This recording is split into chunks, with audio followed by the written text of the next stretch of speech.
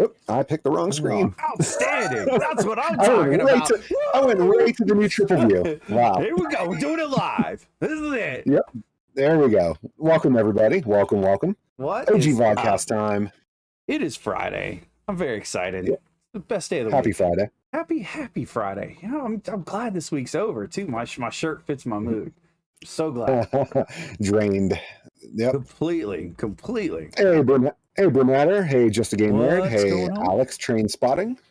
What is How are going all on? of you doing today? Oh, that's all good, Just a Game Nerd. I appreciate you popping in. Yeah, have the hands full with the absolutely. kids tonight. Oh, good times. One of mine's headed to grandma's. The other one's in another room, so I'm good right now. Oh, nice. We'll keep it quiet. Yeah. So, week was good. Yeah. No complaints. Yep. I fighting off a head cold. I sound a little weird. Still got a little bit of the sniffles. So I blame the missus for my head cold. So her fault. 100%. Let's see what kind of stuff you're into this week. What did you play this week? Anything interesting? Oh, we did a little bit of NES. The main game that we played was Mega Man 1. After playing those Genesis ones the week before, awesome. I'm like, I got to play the good version. That's awesome. And wow, did it put into perspective how different the Genesis versions were. The Genesis versions were so much simpler. Really? because of the slowdown that they had. Sure. Yeah, because oh my gosh, the bosses, like I got used to the Genesis one. So playing the bosses on the NES again, I'm like, oh man, I was getting my butt kicked. Awesome. That's crazy. Dawning Pixel, what's up? Hot Rod, welcome. Oh man, that's funny. You know, I think about that. Yeah. You know, I'd think about that as like a hindrance, but especially Mega Man, when there's stuff like sometimes going all over the place, you can just be like, oh, I'll go here and then here, and yeah. You can calculate your moves because of the slowdown. Yeah. Right. That's crazy. Yep. That is crazy. Oh, yeah. But yeah, that was our main thing this week. Was we did some NES games. Nice. How about you? What'd you have up to? We played we played Monday. Oh no, we played that's right. We did Guns, Gore, and Cannoli on Monday. That's right. Yeah, I forgot. I totally forgot. Was that this week? Yes. I told you, head cold. Guns, Gore, and Cannoli. Yeah, well, hey, I only said I played NES games. I forgot about it too. You didn't remember. That's awful, you know. these days just blur together anymore. Yeah, right. I know. It's been such a long week. That was fun though. Yep. I'm looking forward to finishing that one. Maybe we can finish that up next week. Maybe see what happens. Oh, absolutely. That's cool. We played on Wednesday. We played Outriders. Outriders is a lot of fun. So it's kind of like I feel like it's an advanced Borderlands. Like it's not advanced, but I feel like the guns and the skill trees and stuff a little more advanced, a little more intuitive. It's got that Destiny 2 feel. Yeah, it's not bad. It's a lot of fun. We're about 10 hours into it. Yeah, but Gooey was playing some Outriders. It was good. I really liked it. I'm enjoying it, and I think we're about 10 hours in. Maybe a third, halfway through the main storyline. So not too bad. Let's see what else. I think that's really it. We put a couple nights into Outriders. But good, thanks for the bits, man. I appreciate it. Thank you. Yeah, that was it. I did forget to show you from my sweet pickups on my Orlando trip, other than the head cold. I did get for the Nintendo. God, here we go. For the Nintendo. Is it backwards? No, it's the right way. Awesome. The Miracle Piano Teaching System. It was a keyboard that plugged into your NES, and it came with a game cart, and you actually played songs and you played the game along, and it taught you how to play piano. It is tough to find. It is really, really tough to find. And I found it down there. Completed box. So now we definitely have to have some piano streams coming. Do some piano streams. That'll be good. I wanna do those. Whoa! That you know what? That might get us in trouble in our topic later on. That's true. We got to be careful. Yeah. I wonder too, like you know, you see them hook up the different controllers and play different games. Like I don't know if I tried Super Mario Brothers on piano. Yeah, right. Oh, that'd be cool. I don't know exactly how it works. I don't know if it can't register all the buttons, but it's got to be maybe it's a sound thing. Maybe it hears the audio somehow, and I don't know. I'm stoked. I can't wait to hook it up. I've never played it, so I'm pretty excited. But cross that one off the list. Yeah, that'll be fun. It'll be a good time. Nice. But yeah, no. Other than that, I was back to work, fighting a cold. Nothing else cool or interesting this week for sure. Work. Yeah. I was hoping I'd have a new item to unbox on. Well, probably unbox on stream, but my miniature Sega Astro City did not arrive yet. Oh wow, that's cool. From limited run games. That's cool. I did get the notification that it is being shipped, so nice. That's a plus. That's a plus. That is awesome. So, yeah, that's really cool. So hopefully sometime in May. Yeah, sure. No doubt. Yeah. I saw that they the guy that was selling, we talked about the guy that was selling the Castlevania game. I guess he pulled the auction, that Castlevania ROM that they found. He had an eBay auction, right? And we talk about this, and he had it up there for like $20,000. I saw that he pulled the auction because I guess the guy that made the music for the game contacted him and told him, you shouldn't do this, blah, blah.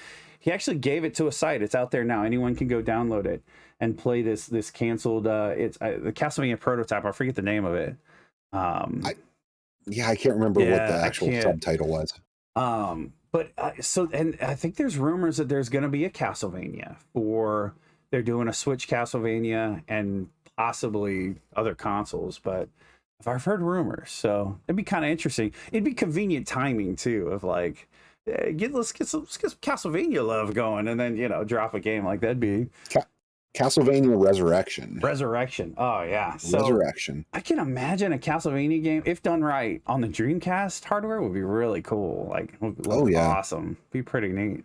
Have that like awesome look of like the Sonic and stuff like that. That could be really neat. Yeah, that very Sega arcade-ish looking graphics. Sure, yeah. Would be really cool. That'd be neat. So I am gonna try to get a copy of it, and I don't know, maybe we'll play that one on stream. That'd be kind of cool. You need to check out. Oh, absolutely.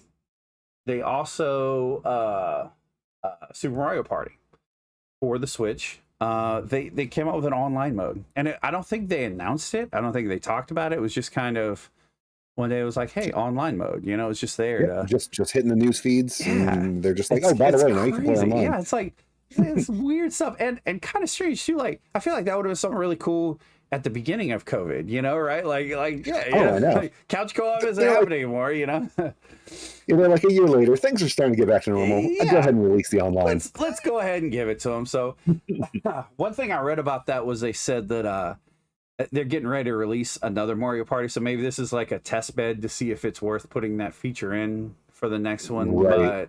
But I don't know. It's so weird. Nintendo does this. They've done that. So they're like one of the ones too. Like is it weekly? They have like their Nintendo chats, like talking about what they're releasing, or maybe it's bi-weekly. Yeah, the Treehouse. Yeah, right. Yeah, Nintendo Treehouse. Yeah, so it's like they give so much good information. They talk about all this cool stuff, and then stuff just falls out of the trees. Like, oh hey, like, oh, by the way, here's a really awesome game you can play at home. Yep. I think it's kind of weird. I watched somebody was playing it, and I guess you can get in and partner it. No, Bagoom, I did. I turned off a lot of my alerts, but it should have popped up and said thanks for the sub. So if you did sub, I really do appreciate it. I think you do have to share the message, but yeah, no, I turned off a lot of my alerts and stuff for the VODCAST section. No chipmunk voice, so sorry. I think that I don't know, the way that they just kind of drop this stuff, I don't know, maybe it does. Oh, very cool, excellent. Well, Digger, thanks so much. I appreciate you. That's awesome. I think that they it's kind of weird how they just throw it out there, but it gets people talking about it.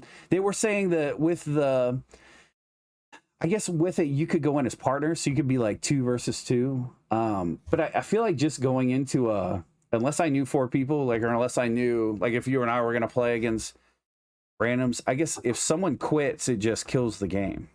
You know what I mean? Like, so Oh, they like don't fill Monopoly. it. Yeah, yeah, about that. Yeah, yes. Like Monopoly. Just like That's Monopoly. So it's oh like if you have four people, but like random people online, like the odds that someone's just gonna quit if they're getting spanked or something, it's like that's frustrating. mhm. Like just like Monopoly.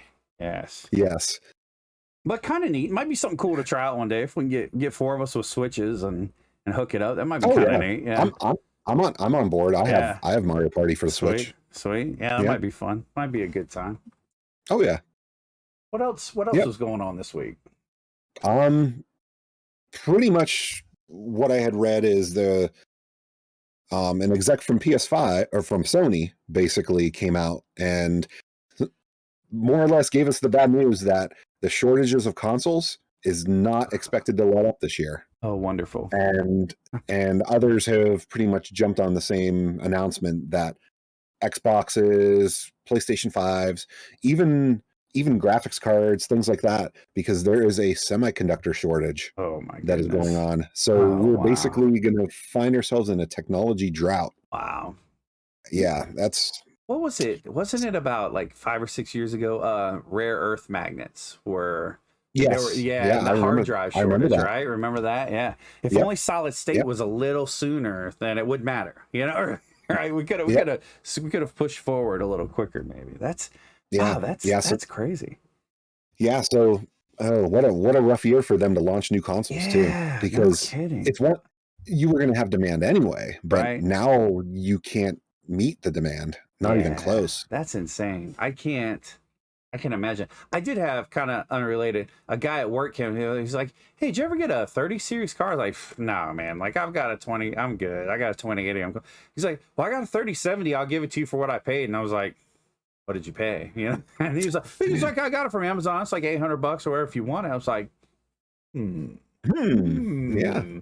okay. And I was like, "Why are you getting rid of it?" And he's like, "I threw it in the computer. It's great." And then like literally the next week I got an email from Amazon saying that I got picked up as one of the people to buy a 3080. So I was like, cool. So he's getting a 3080. Okay. So I was like, wow. You're like the first person I know other than you, 3090 baller status. You know, Yeah, right? yeah. Like the first person I know. Yeah, that's right. That's right. Like, well, kids, let me tell you. Playing those high quality retro games, takes all the horsepower possible. That's right. Well, you're running your streaming software and then capturing the 30-year-old Nintendo. That's awesome. That's good. I mean, I guess in a way that explains how I can do OBS captures and I'm like max out at 5% That's right. usage. Yeah, you're like, man, it's just a blip. Just a blip. Yeah. And like, man, I got my own rig. I'm still at 20%. That's madness. Madness. But yeah, with those shortages though, I mean, I guess that's where we can open this up for a little discussion just to hear from anybody else too. Is did you manage to get one of the new consoles? Yeah. Because I know you got a PlayStation, right? And I got an Xbox. Yeah, I was fortunate enough to snag a PlayStation. And you got one early too. You got it straight from PlayStation too, right? Yeah, that's awesome. Yeah, I looked out like 2 weeks after launch. That's awesome. That's really good. Yeah, I think my Xbox came. I saw a post. It was a GameStop post, and they were like, "Hey, we follow this link." And it seemed like what GameStop's doing to try to help fight the bots and the scalpers is they're creating like dedicated links for you to follow, and go. So it's not, you can't just monitor the same links. But I still think the bots are getting it. Yeah, is anybody in chat planning on buying a one of the new gen consoles? I'm curious because I almost didn't. It's funny when Xbox One came out. In fact, Bagoom, me, a couple of us that worked together, played together. We kind of were on the lines of we're gonna spend this money on this console. Let's get PCs. Let's put the money into building gaming PCs, and we'll get into PC gaming. And it's better when you have people to play with, right? And honestly, most of us had played 360 together, so it was like that's kind of how we made that transition. And then eventually, I ended up getting a Xbox One. In fact, I think my first one, no, it was a standard Xbox One, but I don't play it as much. I play more PC, especially when, hey, Mikey, what's up? Especially when, now that the games are crossing too, now that you're able to play more PC, it's like, man, do you need the hardware anymore? I don't think so. Sometimes I think about it too. It's like sometimes it'd just be easier just to go console. Yeah, you know? no, 100%. There's such serenity to just being able to put the game in and play. You don't have to set up your chat. You don't have to set up your voice comms, your this game, this anti-cheat, this and that. Enjoying the new office chair. That's awesome. That's good. That's good. Hot Rod says, so not really until a good game comes out. That was a big complaint. Yeah, major markdown for sure. Which I guess if they're short on them, that'll never happen. I'll tell you one. And go ahead. I was gonna say, and as far as good games go, I mean, the really only exclusive that's to next gen is the remake of Demon Souls. Yeah, right. And for that, I refer you to last week's episode. Yeah, go check out last week's episode. We talk about what an amazing title it is and how you should always play. Yes. Yeah. I think I like console. I do like console so PUBG is a perfect example. With the new Series X, you can play PUBG at very similar quality to where you get on PC. It's still not as good, right? It's similar. And because I'm playing on console and because it's not a cross-platform game, the cheaters there's almost none. You almost never run into cheaters on console. And I know a lot of people do that. That's one of the big benefits. Yeah. A lot of people do that. And you know, that is a benefit to have it. Is that alone enough to buy a console? Maybe not. I'll be honest, I probably wouldn't have even picked up my Xbox, except I was playing for gold anyway, and I got into their program where you could it's like $35. So it's an extra $20 a month. It saves you the tax, it saves you this. So you know, if I'm paying $15, paying $35 is fine. It's just another bill, another streaming service or something. Yeah, it's just something. Yeah, Spider-Man, I tell you, I've still never played the Spider-Man on PlayStation 4, and it looked beautiful, it looked amazing. It's like I'd never played it, but the consoles will come out. They will get some exclusives, and I don't think they're going to undercut themselves by making those titles available to PC, you know, even on their own, like even Microsoft and Windows, you know. I don't think they'll give everything, you know. Yeah, I mean, because this is the new generation now. So you figure Game Pass and saying day one for PC, the game comes out the same time prior, because it was the end of the cycle of the Xbox One. Right. Gears 5 day one. What's the other one? The third that came out with its third title. I don't know why I'm drawing a blank, because I played the heck out of that game. God of War? The previous games. No. For Xbox. Gears for Xbox. I don't know. The other shooter where it's the squad base and you get the superpowers. Crackdown. That's That's right. Crackdown. Right. When Crackdown 3 hit, it was immediately available on PC. Right. Yeah. And Forza Horizon. Immediately available on PC. But that was because, in my opinion, I think that's because that was at the end of the Xbox One's life cycle. They aren't trying to sell consoles necessarily. So we might start seeing, Outriders, for instance, that's not on PC Game Pass. Right. That's true. And that's funny. A lot of people, when they heard it was going to be free to play on Xbox, they assumed it was going to be on PC Game Pass, canceled their pre-orders, and it's like, oh, and then they found out they're not getting it. That's no good. Like, people are pretty upset. Jester, what's going on? Welcome. Spider-Man's only going to be PlayStation until Sony sells rights to it. Yeah, that's true. That is true. Like, you know, back to the licensing talk we had. You know, it's like, you know, there's gonna be some games that come out, but one game isn't enough to make me go buy a console, you know. And it's funny, so you think about things, and it's not exactly related, but like, you used to be able to go rent a console, right, and then rent the game and then play the game, and so now you don't have that ability to, and then there were a ton of great games for most of the consoles that came out, so now it's like now you've lost that ability to play a game. You have to buy a console. I mean, was it, you know, is it related? I don't know. But it doesn't seem like they're giving enough. It should be more. I think it was definitely time to move generations of consoles, you know, because the technology is advancing rapidly and on the PC side. So I don't know. How do you get developers behind that? Right.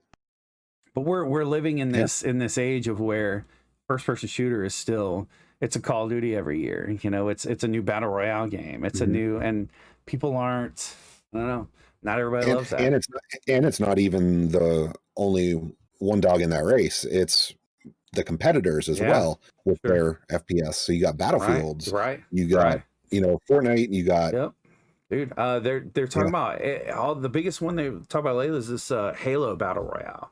Like that could be pretty big for people like Halo. Halo's okay. Yeah, it's all right. But yeah, like you figure what Apex Legends. You have PUBG, if you still count it. I mean, it's been around a while, but you know, right. But there's a lot of parties in that fight. Right. And I think the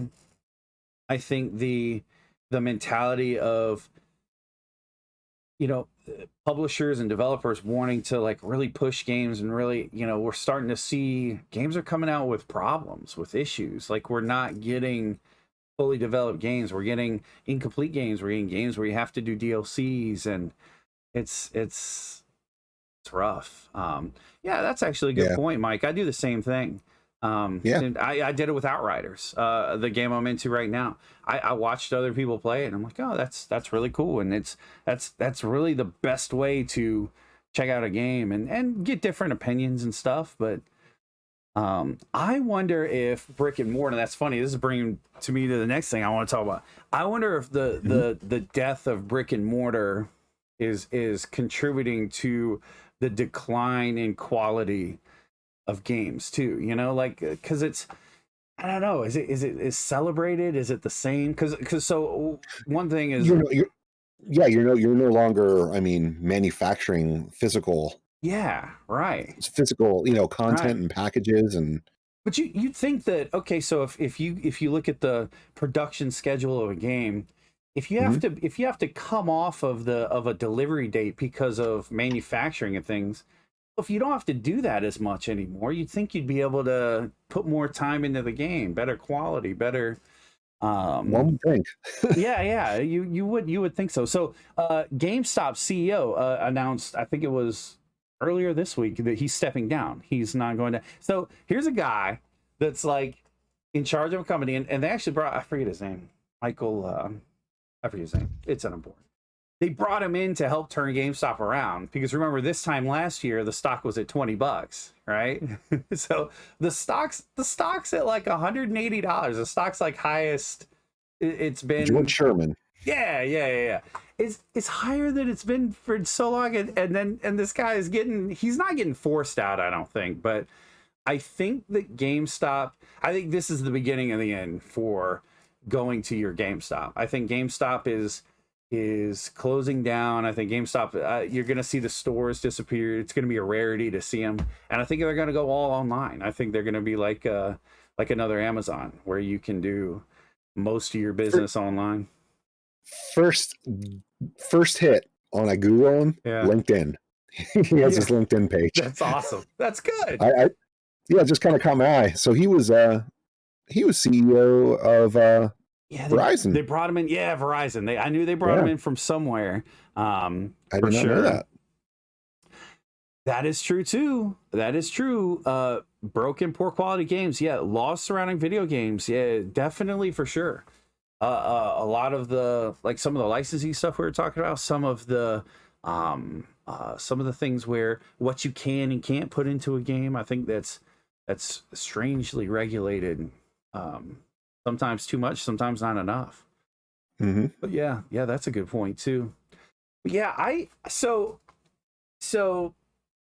GameStop has been an interesting entity to shop for retro games, right? So as a retro game collector, every time you go into a GameStop and you see, oh, they've got used games, 5 for 20 or whatever, that applies to their retro games too. The problem is their retro games are only online, right? So now you got to fight everybody in the world that's trying to get, and sometimes they undervalue a lot of games. The problem is you could get a game that's disc only. You could get a game where the cart label is just torn to trash. It's got like Mikey and marker on front, so you don't really know what you're getting, right? And for a game collector, that's conditions everything, right? So if they go to this full online, now all games are going to be like that. Well, I guess it doesn't matter so much for newer games, but special edition stuff, like it's neat to go see this stuff and be like, wow, that's really cool. I mean, GameStop upsells me more than I go in for one thing and I leave with 3 others. It's like it happens all the time.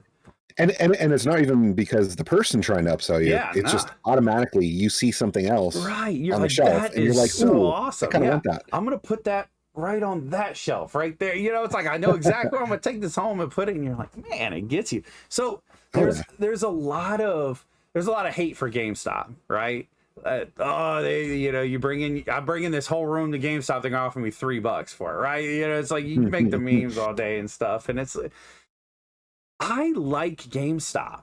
Like I don't know about you, but I'm okay. Maybe that should be the unpopular opinion of the week. Yeah, I know. Yeah, no kidding. This is our mini unpopular. I like GameStop. I like going to a game store.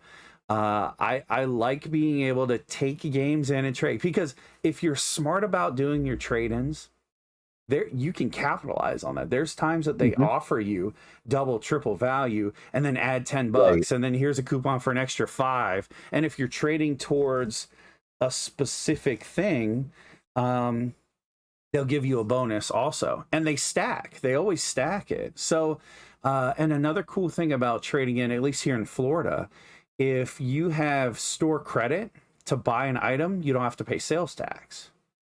So so if you can get trade in, if you can get enough trade in for a $500 Xbox, that's a significant savings. It's 6% down here. So 30 $30 is $30, but it's something to take into consideration when you're when you're doing it. But I think Flawed Sage, you did miss episode 2. That's okay. That's okay. we are absolutely going to put episode 2 on YouTube. It'll be on my YouTube channel. I promise this weekend. I have episodes 1, 2, and 3, and Pixel's already got them, I think. Yeah, I got 1 and 2 up there. Okay, right excellent. Yep. So you have a lot to catch up on. Yeah, last week was fun. We made some friends. I noticed some people didn't come back. That's okay. That's all right. We're opinionated gamers. We're opinionated gamers here. So yeah, absolutely, for sure. But yeah, so how do you feel about GameStop? I actually don't have a problem with GameStop, but that's what I meant is, unpopular opinion we're in agreement on. Yeah, right. It's crazy. I'm telling you. There is a lot of hate for GameStop. Now, I mean, I guess if you go in there at any random time and just say, here, I got the stack of games, let me trade them. Right. You aren't necessarily going to get the best deal. No. You have to be savvy about that. Right. For sure. And yeah. But you have to understand, they're a business, right? Like they can't give you value of something. Yeah, does anybody watch Pawn Stars? Like okay, yeah, that's what it's worth. I'm going to give you about half so that I can make money, right? Like I'm here to make money, and exactly. I think people forget, Plus, I think a lot of the difference in whether you hate it or you like GameStop also has to do with how your local GameStop is. Yeah, very true. Very true. I could say the ones who, I mean, it's like I actually have like 4 near me. There's so many. It's like gas stations. Yeah, that's true. But so far, I mean, there's I'd say 3 out of the 4 I would frequent. Yeah, because the people who work there are nice, honest people who, aren't there hating their life. Right. And that's true. But then there's always the person who it's like, if they can't upsell you on stuff, they're angry at you. Or like the guy in The Simpsons. What was it? Oh, hello. What are you doing here? You can't afford that. comic book, you know, right? Or I forget his name. Exactly. Right, that mentality. Tyler, what's going on? Army Mike says, I think there's the Giants making farming sims coming out late winter, early spring because they're going to redo their engine. See, that's nice. I like to see games that are going to update their engine and try to stay up to date with technology. And can you use the same engines on console? And maybe that's part of it too. You know, who knew? Who knew? Comic Book Guy. That's right. Floss Agent. It was actually Comic Book Guy. That's right. Good stuff. Good stuff. Yes. Hello. You know, you cannot afford that. I wish I could do his voice. His voice is so good. So good. But yeah, so same with me. I've got a GameStop about 5 minutes from me. And then there's another one about 4 minutes from me. Because there's one in a mall and one across the street from the mall. And you know, silly to do, but you know, at the same time they were very they're related. You know, one would have certain games that the other one doesn't, so you know, but I don't know. I think the people that hate GameStop are really going to regret it when GameStop closes, like because the same can be said for everywhere. Go on Amazon and try to shop for retro video game titles. It's astronomical. It's insanity, you know, and it's going to be a shame when you don't have that place, because if the people are cool, you know, you can have a conversation with them. You know, you're buying a game and, oh man, if you like this game, you should try this game, you know, and that's something you're not going to get online. It's a lot of the same conversations like video rental stores, you know, when they disappeared, when they went away. I think we lost some of that. You lose that human interactivity, and it's kind of a bummer. Kind of a bummer. No, you're absolutely right. Yeah, just a game nerd. I mean, you have a point. Yeah, so you know, sell $2 from them, and then they sell it for $20. But you could sell it yourself for $20. I mean, yeah, you very well can. That option's always there. Sure. But sometimes that simplicity and the deals that they run. Yeah. Because you could trade that in. End up getting like a bonus, you know, sometimes it's even like 40% extra credit. Yeah. And I've never really had so much of a, you know, range like that on the stuff that when I've tried to trade. Right. You know, to where I mean, that's the easy thing to say. It's like, oh, they give you $2 for this game. It's like, I don't always ever get that low. Right. But, right. Yeah. And I mean, I have, when I'm ready to get something. I need a quick second. Oh yeah. So go ahead. Continue. So when I have gotten like trade-ins from, or if I want to submit a bunch of trade-ins, right? And I'm like, hey, let's I want to say for the last one I did was for my Xbox One. It's like, man, I really want to get Xbox One, and so I'm gonna get all my trade stuff together. I took a lot of my retro stuff, so my local retro GameStop has a trade night where they let us come together and buy, sell, trade with each other. But so I took a lot of my retro stuff up there, and they undervalued it completely. And you're right, just a game neighbor, for sure. You could 100% have set up an eBay account, you know, get kind of set up out there, get into shipping. That's kind of a pain sometimes, you know, and it's GameStop cashes in on people's, I don't want to say laziness, because but I'm talking about myself. Convenience. Yeah, they cash exactly.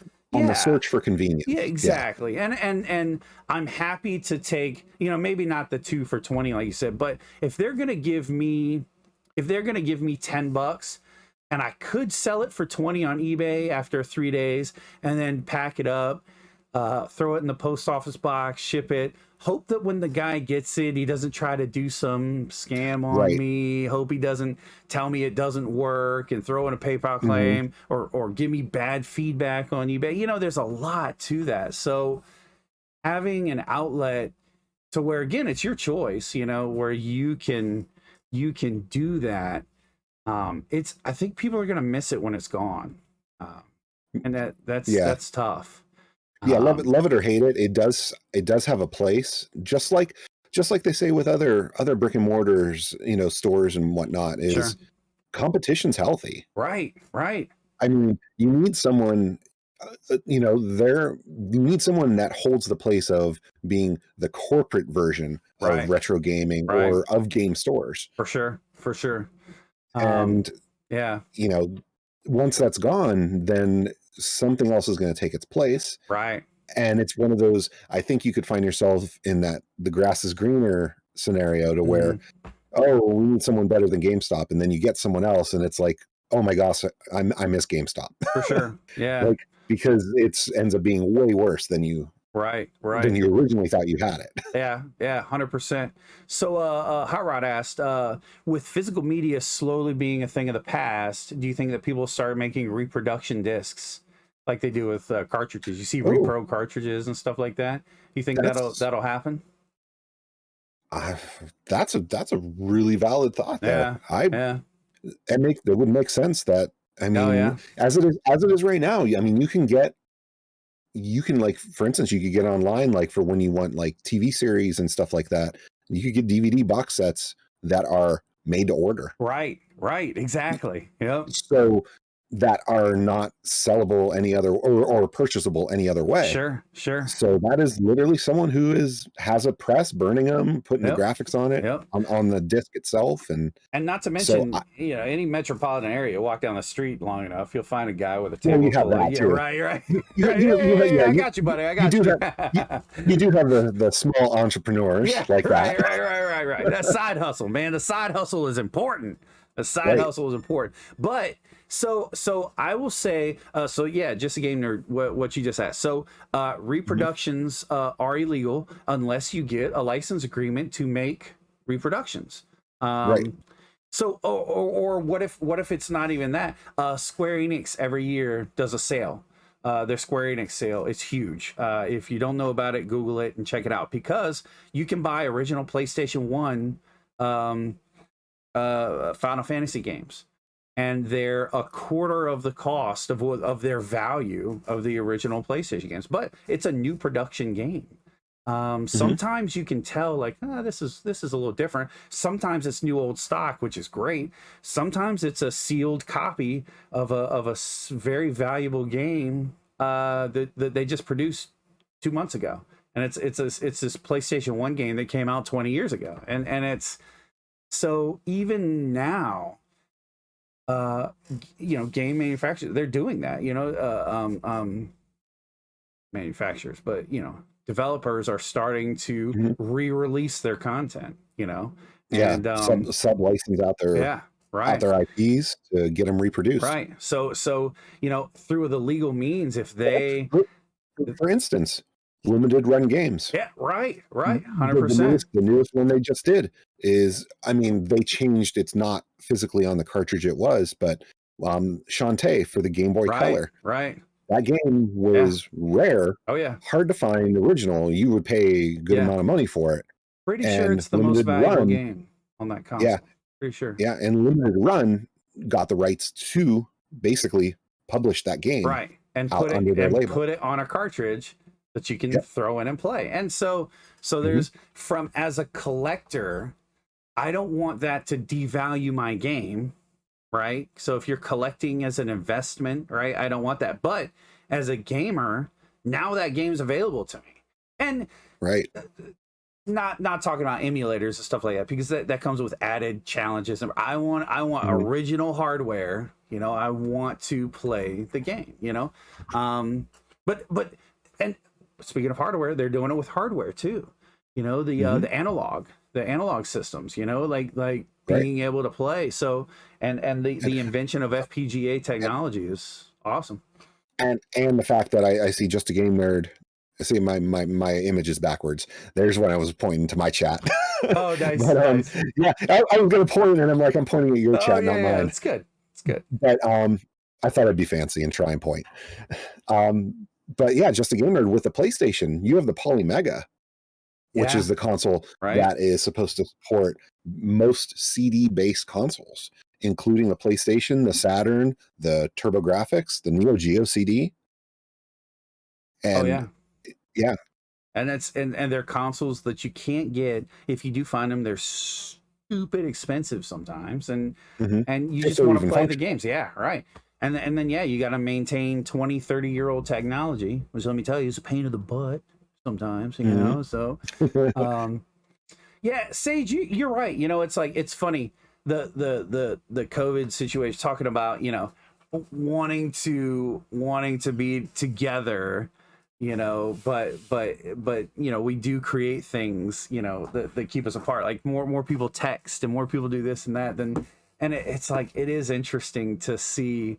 I think after COVID, dude, I want TwitchCon to happen this year more than any other year in my life. Like, I really want it to happen this year, and I want it to be somewhere where we can all meet up. Like, I'm serious. I talk about this all the time. I would love it, but yeah, you know, games help with that too. I think games, you know, they give you, you know, talk about Mario Party Online. I'm surprised they waited so long to do that. I'm really surprised. They kind of missed a year of beta testing. They could have done, I think, but.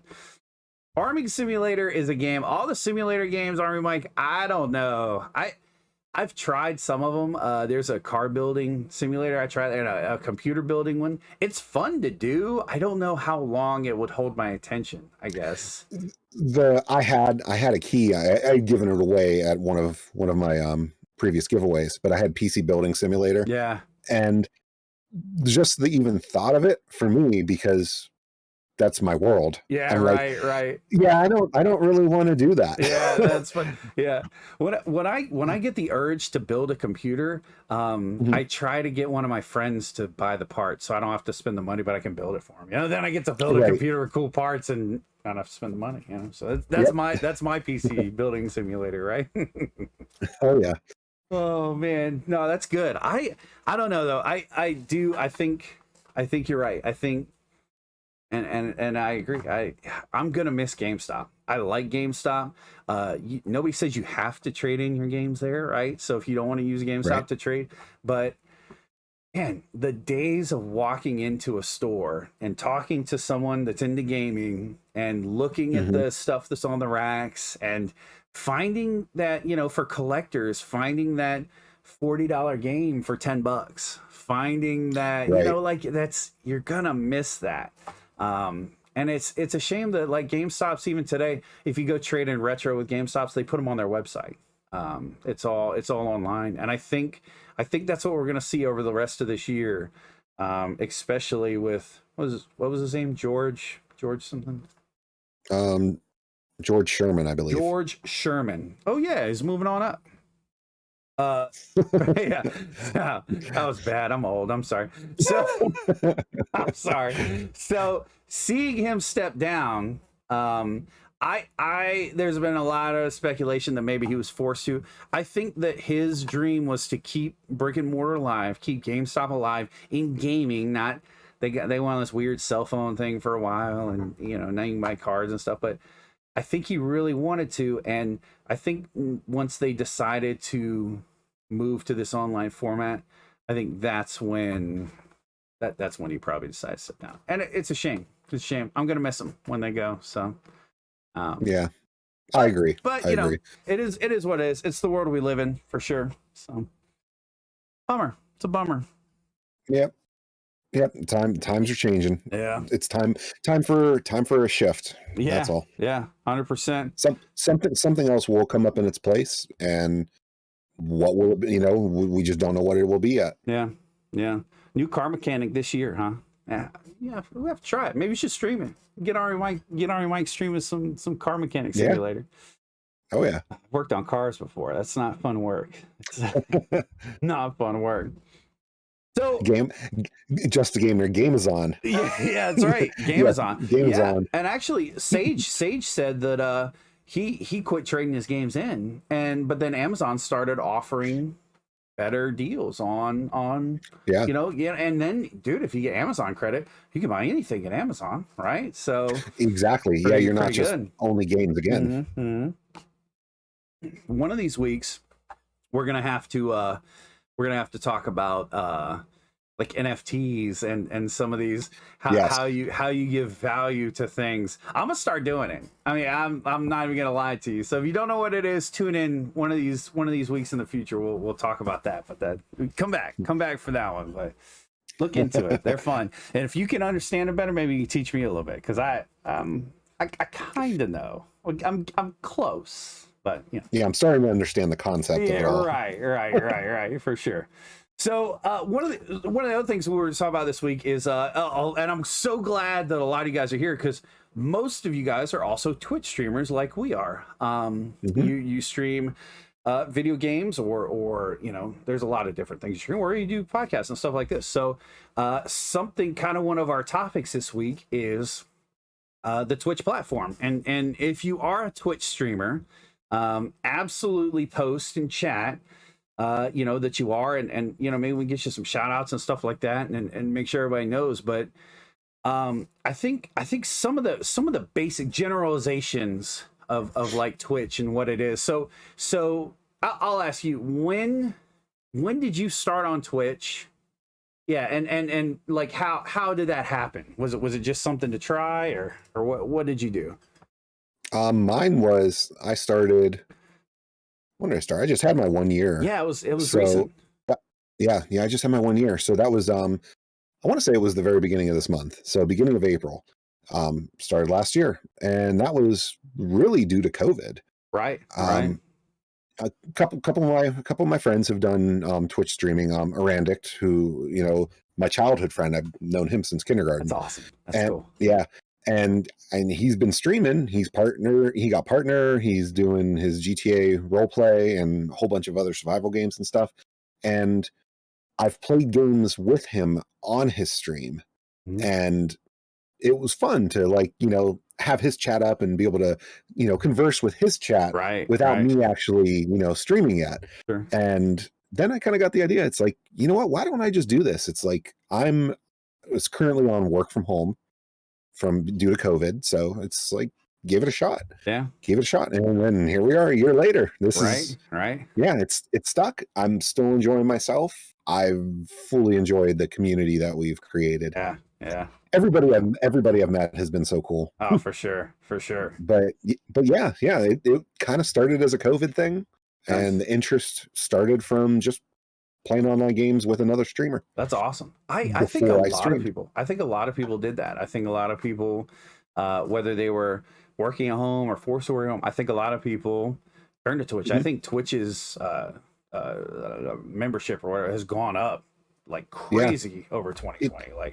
It gave you when everybody is shut into their own house, it gave you that social platform to be able to actually talk with other people, not necessarily people you already knew, so it allowed you to meet new people. Yeah 100%. Great. Yeah, it's like no, for sure, because you can't go out, you can't go, so this is going out, this is hanging out, having some coffee, watching whatever, talking about whatever. So that's pretty awesome. In fact, that's me meeting you was a random raid at the end of one of my streams. It was like, I was crazy. Let's raid someone retro, and I scrolled through and I was like, oh, I'm UnbreakablePixel. One, the name's cool, by the way, probably one of the better names like I've heard. And then two, it was like, oh, like you got a webcam, you got kind of a nice setup going. Like, cool, let's go in there, let's go check it out. And then raids are crazy though. Sometimes raids are great, sometimes they're like sometimes you feel bad. Yeah. You're just like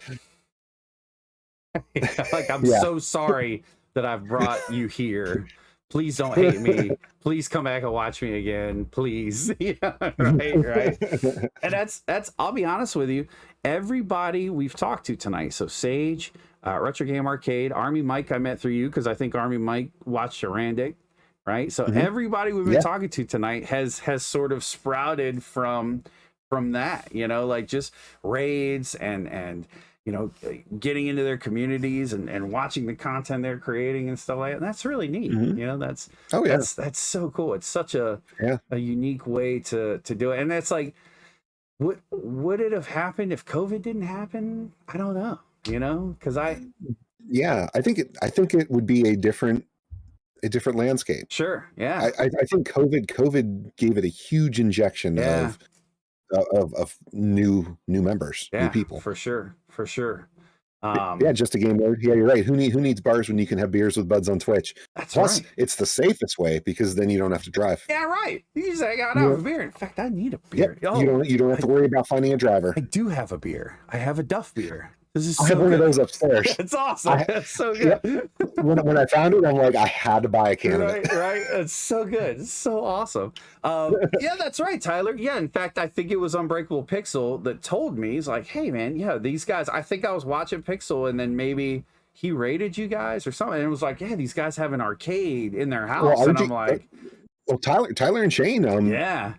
Tyler started just by hanging out and stream. Right. That's awesome. That's cool. He started streaming afterwards. Yeah. That's awesome. Yeah, man.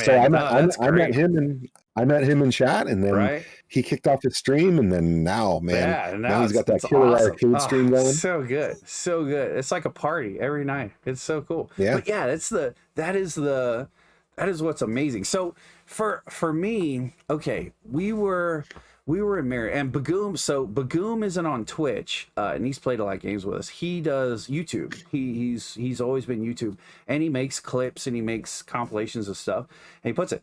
Fun fact: you should ask Bagoom one time about his most popular YouTube video. It's actually him making cotton candy, and it's hilarious. It's so good. I'm so glad. But like that's his, no, but he's so he does a lot of stuff on there. So when we were working together up in Maryland, and said, hey, let's do this. Like some YouTuber had, and this was mid 2000s, I guess. So 2006, 7, something.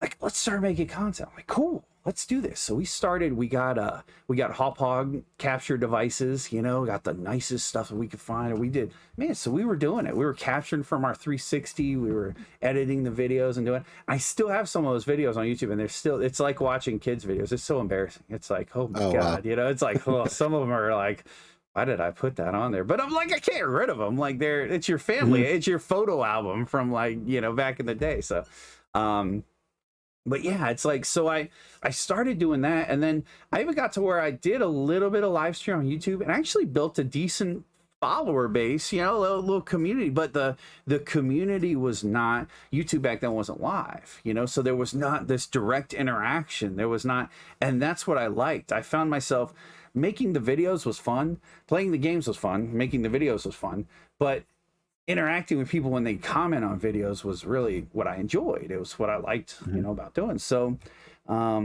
fast forward to about, it's probably been 2 years ago now. I had a buddy here, the owner of the game store and arcade that I talk about a lot, Rad Junk on Twitch. Yeah. He was like, hey, I do streaming. I'm on Twitch, and it's like, cool.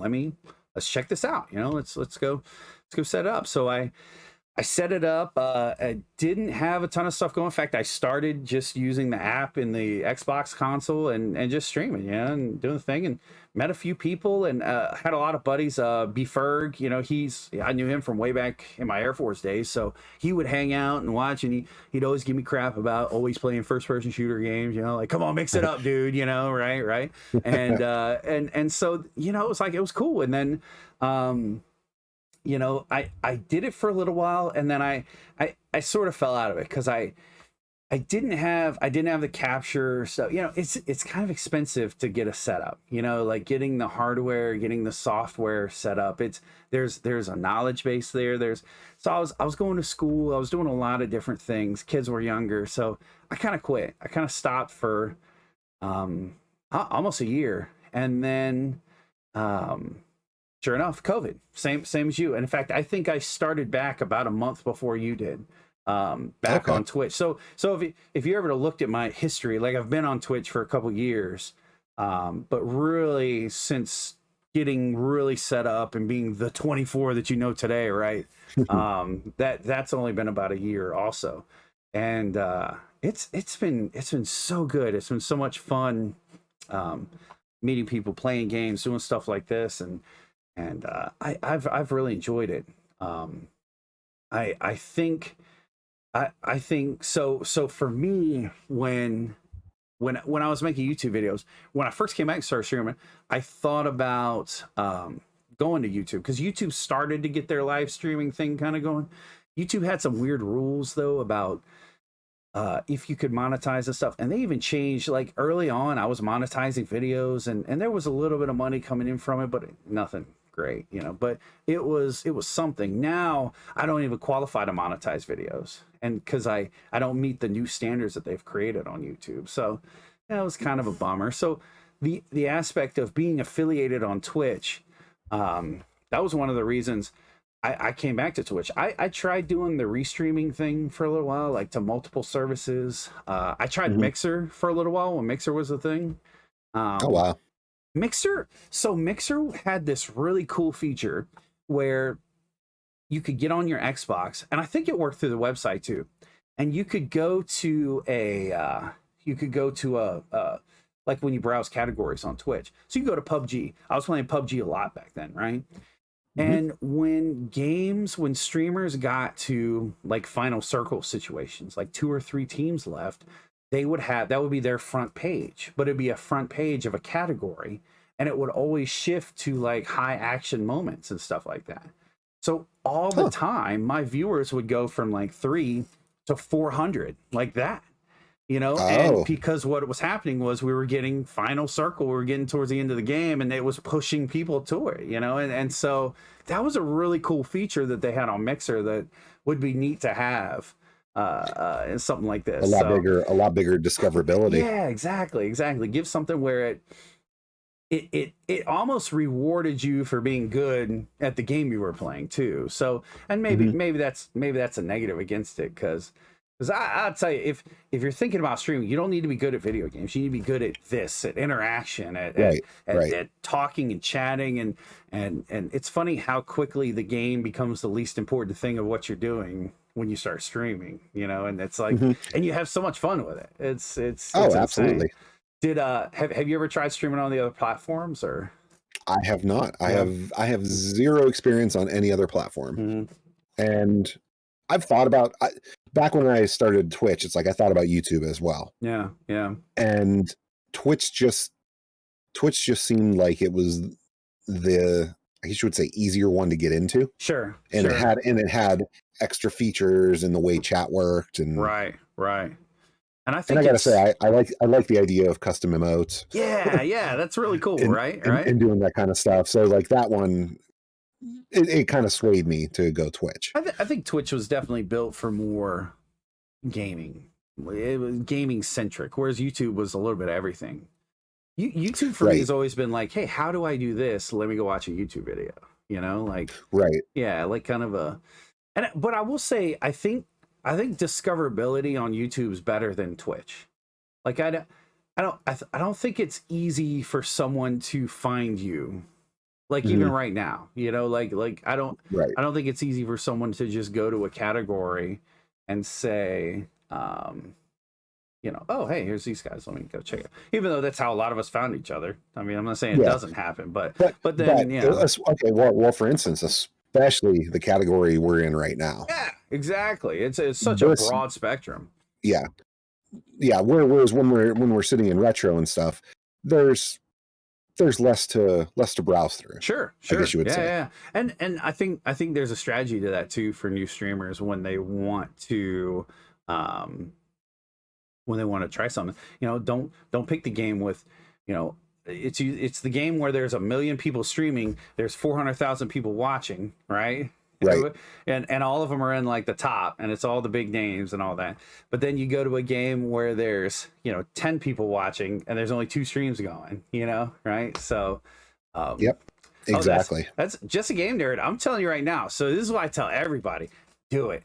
Like 100% jump in and try it. Like, cause I there's nothing to lose. Yeah, nothing to lose. Absolutely not. And Twitch is so good about, like, you can literally take your cell phone and click a go live button.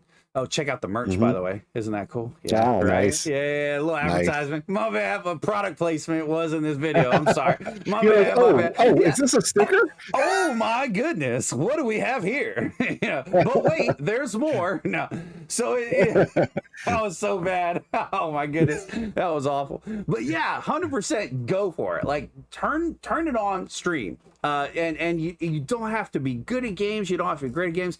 You have to be good at interfacing with people. You know, I think you really and you don't even have to be good at it. You don't have to be a great conversationalist or an amazing speaker. My English is horrible. I speak on like the 3rd grade level, but if you can relate with people, you know, if you can talk to people and make them feel welcome and bring them in as part of your community, like that's really cool. I think, exactly. I think that's awesome. And that's the thing too. It's like, to start streaming, you got to stream because you want to stream, not because you think you're going to just climb right to the end goal. Right. So many people, and that's something of it too. It's like, so many people get themselves set up for, oh, I'm going to start streaming, and then I'm going to, you know, hit partner at this deadline, and then I'm going to be able to start doing this full time. Right. And sure, that'd be great. You know, I hope you can succeed like that. But yeah, you kind of have to do it because you enjoy it. Right. Because if you enjoy it, you have a better chance of chat and the community that's watching you enjoying. That's because awesome. if you're doing it for the wrong reasons, I think that is going to not ring true for people. Yeah. And it'll be a hard road. Yeah, you'll burn out for sure. Yeah. Oh, real quick, I gotta give it. So my friends from Greece, my overseas friends from the Punisher stream, who's actually a professional game player, and this is the craziness of Twitch. I was playing a game with Skeptic one night. He was also playing that game. Took a break from the game, and like half his community just came over to say hi, and they still come stop by every so often. Oh, that's so cool. It's so neat. It's so great. That's very cool. Well, thank you for hanging out. You're right, Army Mike, and I'm so glad. Army Mike's got a capture card now. It's crazy. It's pure madness. Nice. I know. We're moving up, man. It's so good, and that's why I tell everyone. Just, you know, I see posts on social media and stuff, and they're like, man, you think I should? Yes. If you think like it looks fun, do it. And you know what? Yeah. But the same's true. If you do it for a month and you're stressing out and you're worried about, man, I streamed to, you know, dude, I've streamed to 0 people 100 times. Who cares? Like just nature of the beast. And I still acted as wacko to 0 people as I do to the 11 people watching me right now. You know what I'm saying, right? Like, so it's like you know, whatever. Like, you just gotta enjoy it. You gotta love it. And on top of that, one of the other like best things for if you're starting, be yourself. Yep. I know everybody says that in every scenario, be yourself, but especially I gotta say for streaming, be yourself, because if your stream does start taking off, you're not going to want to have to keep up an act. Yeah. It's it's a lot more fun to get people who are like-minded and who you have conversations with as yourself.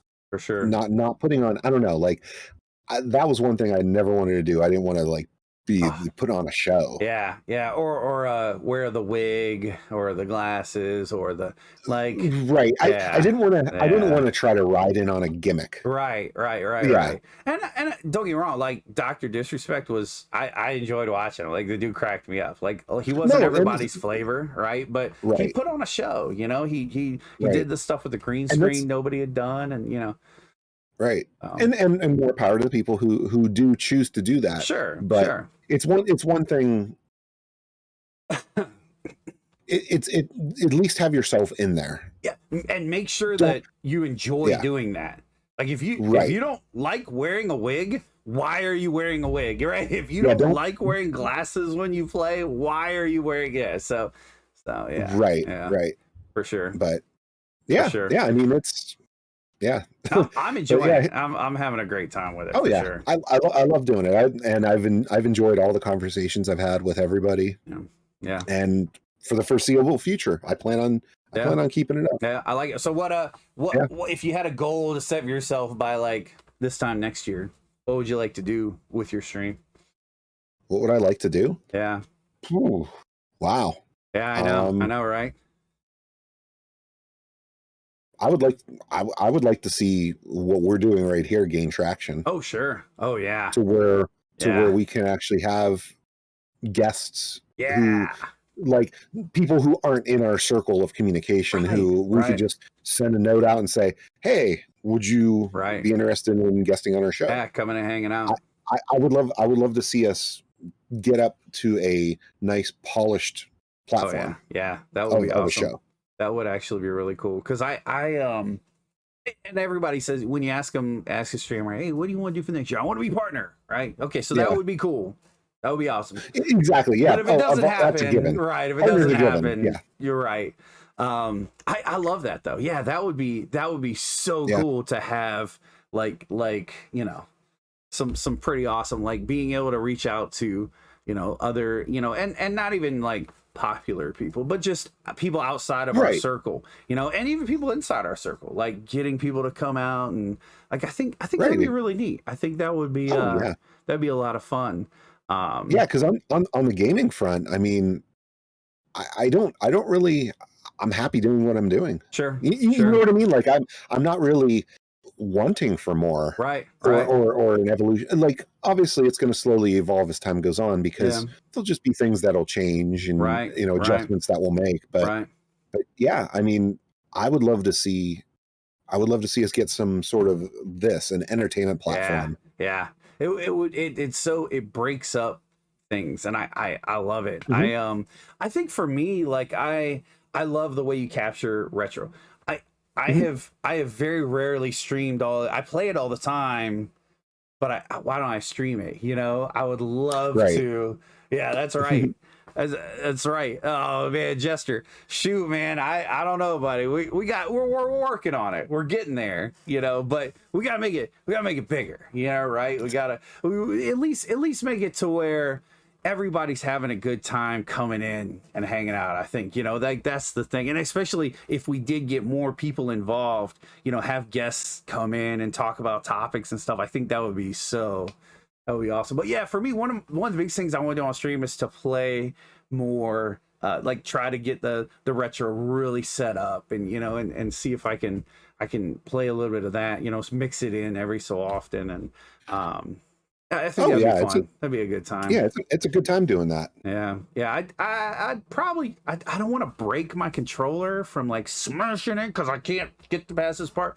We'd have a lot of Game Genie streams, that's for sure. We do that. See, I think there, and that's something that I'm not against doing. I think there's something to streaming a game that even is difficult to where you're never going to finish, right? But to be able to stream it so you and chat can actually see it all the way through. Yeah, for sure. And it be casual, So I mean, I know some other streamers that do retro that they use, since they're emulating, they use the save state function. Yeah, right. Yeah, for sure. So you're not actually cheating at the game, but you're preventing yourself from having to do a lot of repeating. Yeah, right. And that's cool for the audience too. Like right. That's a huge game changer without actually, you're not cheating to get past something. You're still getting past whatever it is. Sure. It's just you're preventing yourself from having to replay an entire level just because this one jump messed you up. For sure. That's the worst. So you kind of are still having to complete the game on your own skill. Right. But it definitely takes a lot of the burden away. Right. Yeah, no, I'm with that. So we've talked about a lot of positive. Let's I got to say one of the other things with streaming, why I'd love to see this show happen. Like obviously we're doing the show.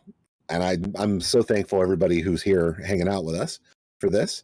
And I think it has to do with the fact that about 15 to 17 years ago, I actually did a lot of work with the local radio station. Nice. And I loved when I got to guest on air with them. It's our like afternoon drive time That's cool. show. That's and awesome. I got to be in conversations, and I just love that. I love that banter. I love our banter back and forth. Yeah, that's awesome. Cool. I would love to be able to have this as a future goal. Oh yeah, for sure. We have a show that actually has gained some recognition. Right. That would be really neat. That would be pretty awesome for sure. That's cool. I didn't know you're on the radio too, man. This guy does everything. Yeah, I did. Wow. I did a little bit of radio work. Crazy. Yeah, started from me. Long story short, since rather than deviate our topic completely, started from my DJ business days. Nice. Radio station, they always do like the nights out at like night spots. So the DJs are out there. Very cool. Started talking with one and got to be friends. Ended up hanging out at the radio station at the studio a few times. And he's like, oh, yeah, here, have a seat, pull up a mic. I'm like, okay. And then he started pulling me in on conversations. And then, yeah, that used to be. That's cool. And then it just became a thing. That's pretty awesome. Like, so I got to, that's how I got to see tons of concerts. I'll bet. That's cool. It was awesome. That is pretty sweet. God, man, that'd be something. So I'd love to see us. Oh yeah, go full throttle with the show. Yeah, I figure once we get another episode or two, we'll wind up starting up like an actual podcast channel too. So absolutely, let people get on the go. Listen to us on your way to work, man. It could be a good time. Yeah, we can have some fun. Yeah, you know? We do good. Yep. So we've talked about a lot of. That's right, new Bob and Tom. Yeah, exactly. I like it. I like it. Yeah. Rich and George. I'm ready. Yep. So we talked about some pluses to Twitch. I'm going to talk about what I feel like is a negative to Twitch right now. And so let's play our video. Let's play our clip. So okay, let me switch over here. Yeah, let me do the same. So since we're not actual partners doing co-stream, we have to do our switches separate. So anybody in chat knows why our videos are going to go weird. Exactly. All right, switching. All right, there we go. All right, good. So a little background here. I know I'm moving it around on you. Okay, so a little background here. So Twitch, actually Twitch, the service, has their own Twitch channel, which is, I guess, why not, right? Right. So what they've done is they've started up these weekly let's say, so the environment of Twitch over the last I'd say so talking about the influx of people with COVID, Twitch has had to make some changes to the way they do business. They have had to their communications change, the way they communicate, the way they do their different things, and they're growing just like we're growing. And we've heard there's been news about people getting banned from the platform, all the copyright protection and things like that. So there's been a lot of issues that have come up too with the more people on it, the more people are paying attention. There's people that a year ago didn't know Twitch existed, and now they watch it every day. So and not just from the streamer aspect, like from our side, but from the viewer aspect too. Twitch is everything you had as a kid. It's imagine having, Mr. Wizard. I watched Mr. Wizard as a kid. Imagine having Mr. Wizard where you could chat with Mr. Wizard while he was doing the show, right? Like you didn't have to wish to be a person on the show. You're on the show. You're part of the show. You guys are like right here. Oh, I do. My shirt does need a recharge. This has been my whole week. This is me after the whole week. I do need a recharge. You're right, 100%. That's after the stream when I crack open something and yeah, you're right. It'll be Liquid good. recharge. That's right. We'll get boosted up. But it's interesting. So one of the biggest things that I have kind of turned a kind of a side eye towards is things that I don't like is Twitch's terms of service are very clear when it comes to nudity, sexual connotation, things like that. Just they don't want on their platform, and gladly so. Like I don't want that part of this platform. There's other platforms you can go to for that, right? Like go do that somewhere else. So one of the newest trending things that you see now is these things called hot tub streams. So you will have people that they will wear swim attire, they will get in hot tubs and they'll do their stream from a hot tub, and sometimes it's just they're reading a book, they're hanging out, they're chatting like we are. Sometimes they're like they'll do things for subs or gifts and things like that. So anyways, this was Twitch's perspective. So a lot of the Twitch community has come out and said they don't want this on Twitch anymore. Twitch is a gaming platform, and yeah, people are very heated over the hot tub stream. So this was Twitch's, and again, this is the official Twitch channel. So you have to take this as Twitch's official response to the people that are heated from the stream. So we're gonna let it play. And for anyone that is curious for any reason, Twitch is giving full permission for us to restream, co-stream this, broadcast this. So they actually encouraged it. And there are vectors too where you can give feedback to them, but we'll talk about it in a little bit. So this is just an excerpt from the stream. It was a pretty good stream. He talked about a lot of different topics, but this will be pretty interesting. So, hot tub meta. I think there's a couple people in chat that is asking about the hot tub meta. And we're going to talk about it. So, we understand at Twitch that this has been getting a lot of attention from the community lately, and we have been watching closely. Our nudity and attire policy does allow bathing suits in an appropriate context, and hot tubs do fall under that criteria. However, what has not changed is the sexually suggestive and explicit content is not allowed under the guidelines, under the TOS, and Twitch will take action when that is reported to us. So I understand that people are upset about some of the content that might be, out there. And I think there's two things I want to take away from this. First and foremost, the teams are watching this. They are looking at it. The nudity and attire policy, you can go and review it. It does allow bathing suits, right, in a proper context. Sexually explicit and sexually suggestive content is not okay. And again, action will be taken if it's reported to. But I want to talk about two things.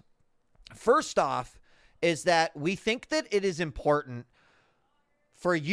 Okay, let me pause it real quick. So here's what he's outlined, right? One, it's okay to wear a bathing suit on stream. That doesn't break their rules. Okay, that's okay. Outstanding. He did say within limitations, which leads some things there. But then the other, basically, hot tub stream from your pool, have a barbecue. It's totally okay, right? This is what I'm hearing, right? Would you agree?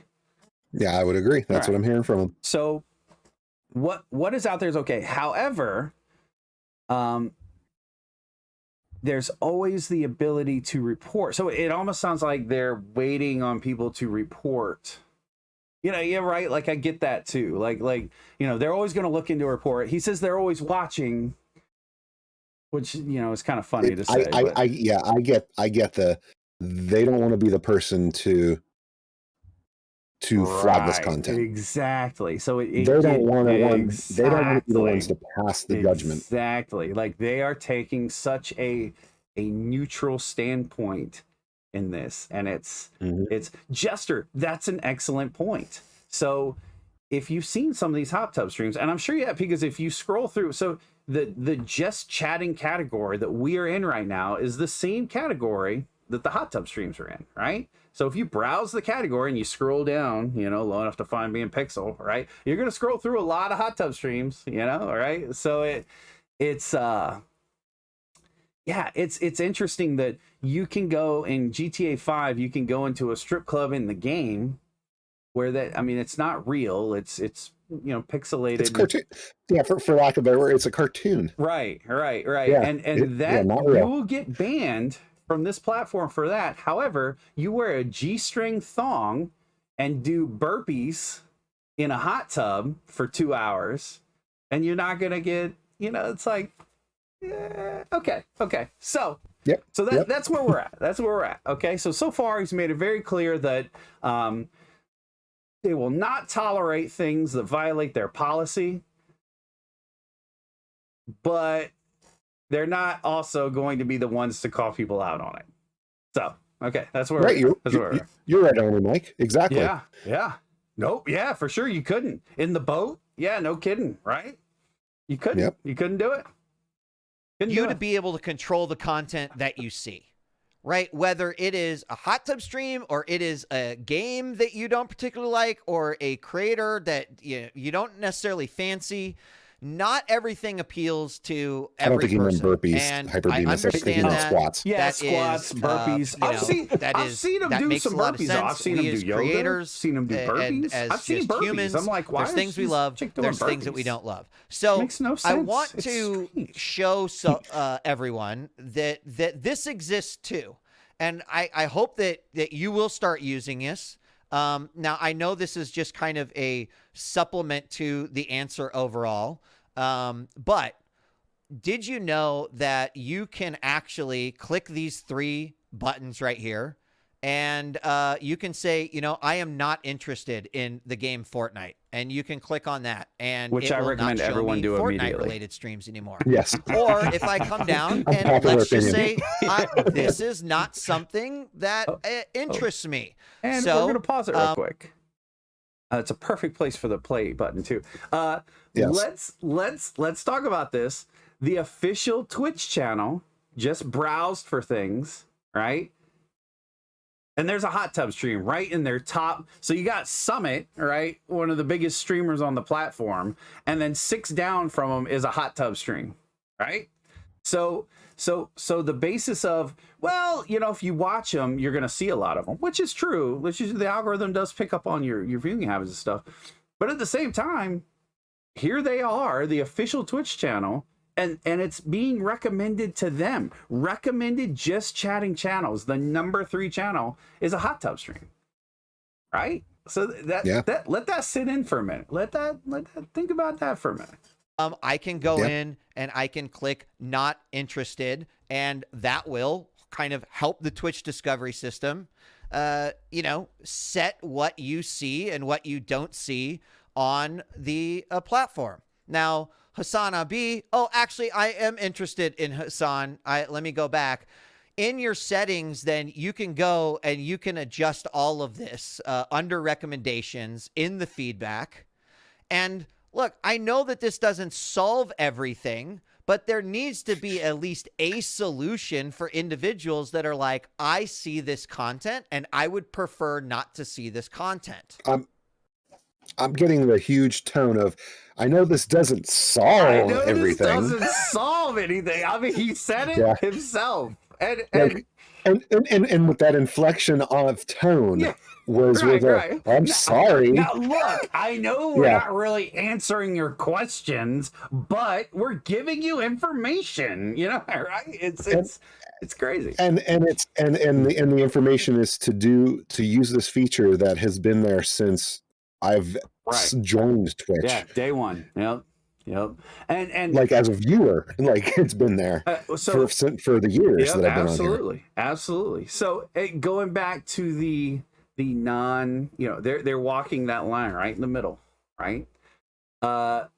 He's very quick to. We're about to see it. He's going to make sure that he takes off the people he just added, right? Obviously, including the hot tub stream, right? So it's pretty good. Because you don't want to be the person that Twitch says, I don't want to see this anymore, right? Like, that's awful, yeah. It does sound a little militaristic. All right, let's see. So letting people know about the feedback system is a part of my job.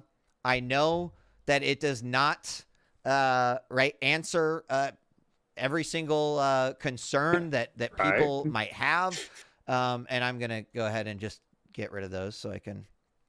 So I don't mind what. I don't mind. Put into my into my front page. Okay. So it doesn't solve every concern. It really doesn't solve any concern. It doesn't solve any concern. And he's like, because I don't mind what's put, and you can see his face go. He's just trying to be so political, neutral, I guess, neutral, like that. Neutral. Just like it's just not bad. Because unfortunately for him and Twitch, the instant that they show any opinion towards it, they're going to be under fire. Right, exactly. For many things on their own. Yeah. So I can understand some of the stance that they're having to take. 100%.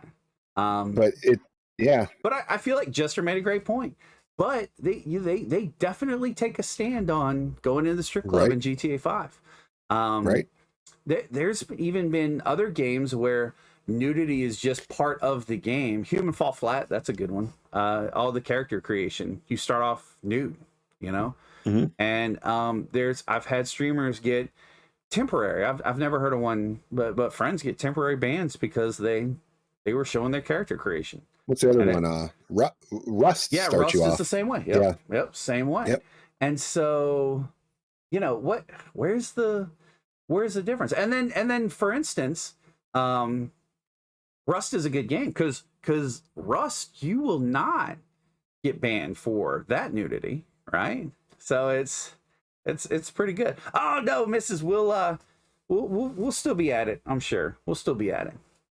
You should weigh in on it. You should weigh on it. So okay. So basically, here's what we've learned from Twitch is that one, they don't want to tell creators what they can and can't stream, even though they do that with terms of service. But that's different, right? But then two, if you personally don't want to see it, you could browse every single hot tub stream that's out there and block every single one. As a solution. So that's what we've heard so far. And so the other thing is that, look, if you see something that you think violates our community guidelines, please report it.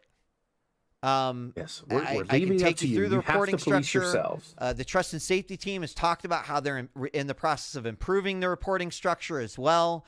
But please report it so that it can go to the moderation team, that they can review this. They can see that if it is violating sexually suggestive or explicit content, or it might be against the nudity and attire policy. And I want to also use this as a reminder to let everyone know that mass reporting is not a thing. A machine never takes an enforcement action against a report. If 100 or 1,000 people all report the same thing, that will not cause just an action or a stream or something to go down. I think this is a myth that needs to be busted in the grand scheme of things. However, it is important that you do report because every single one of these things is reviewed by a human. Now, the other thing that... Do you believe that? Yeah.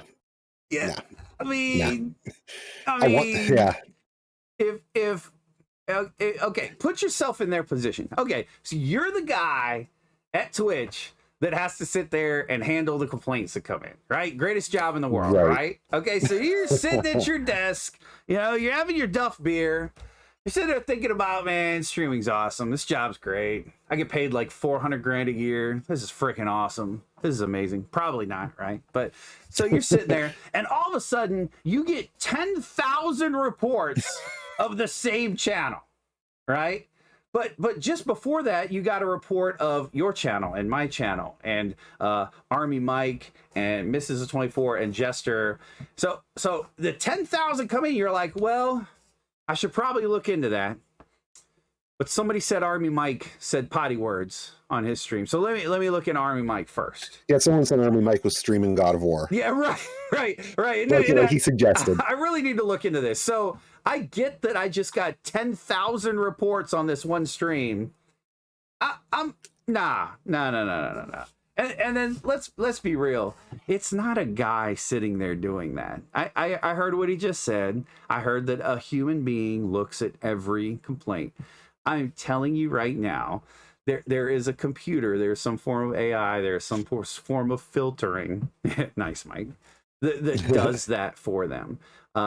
Just like the DMCA claims, like if you go to your VOD, the second your VOD's uploaded with music that could be copyright protected, it's muted already. Did a human do that? Mm-hmm. Did a human do that in the time it took to upload it? No, absolutely not. You know, like, come on, guys. Like, so I hear what he's saying.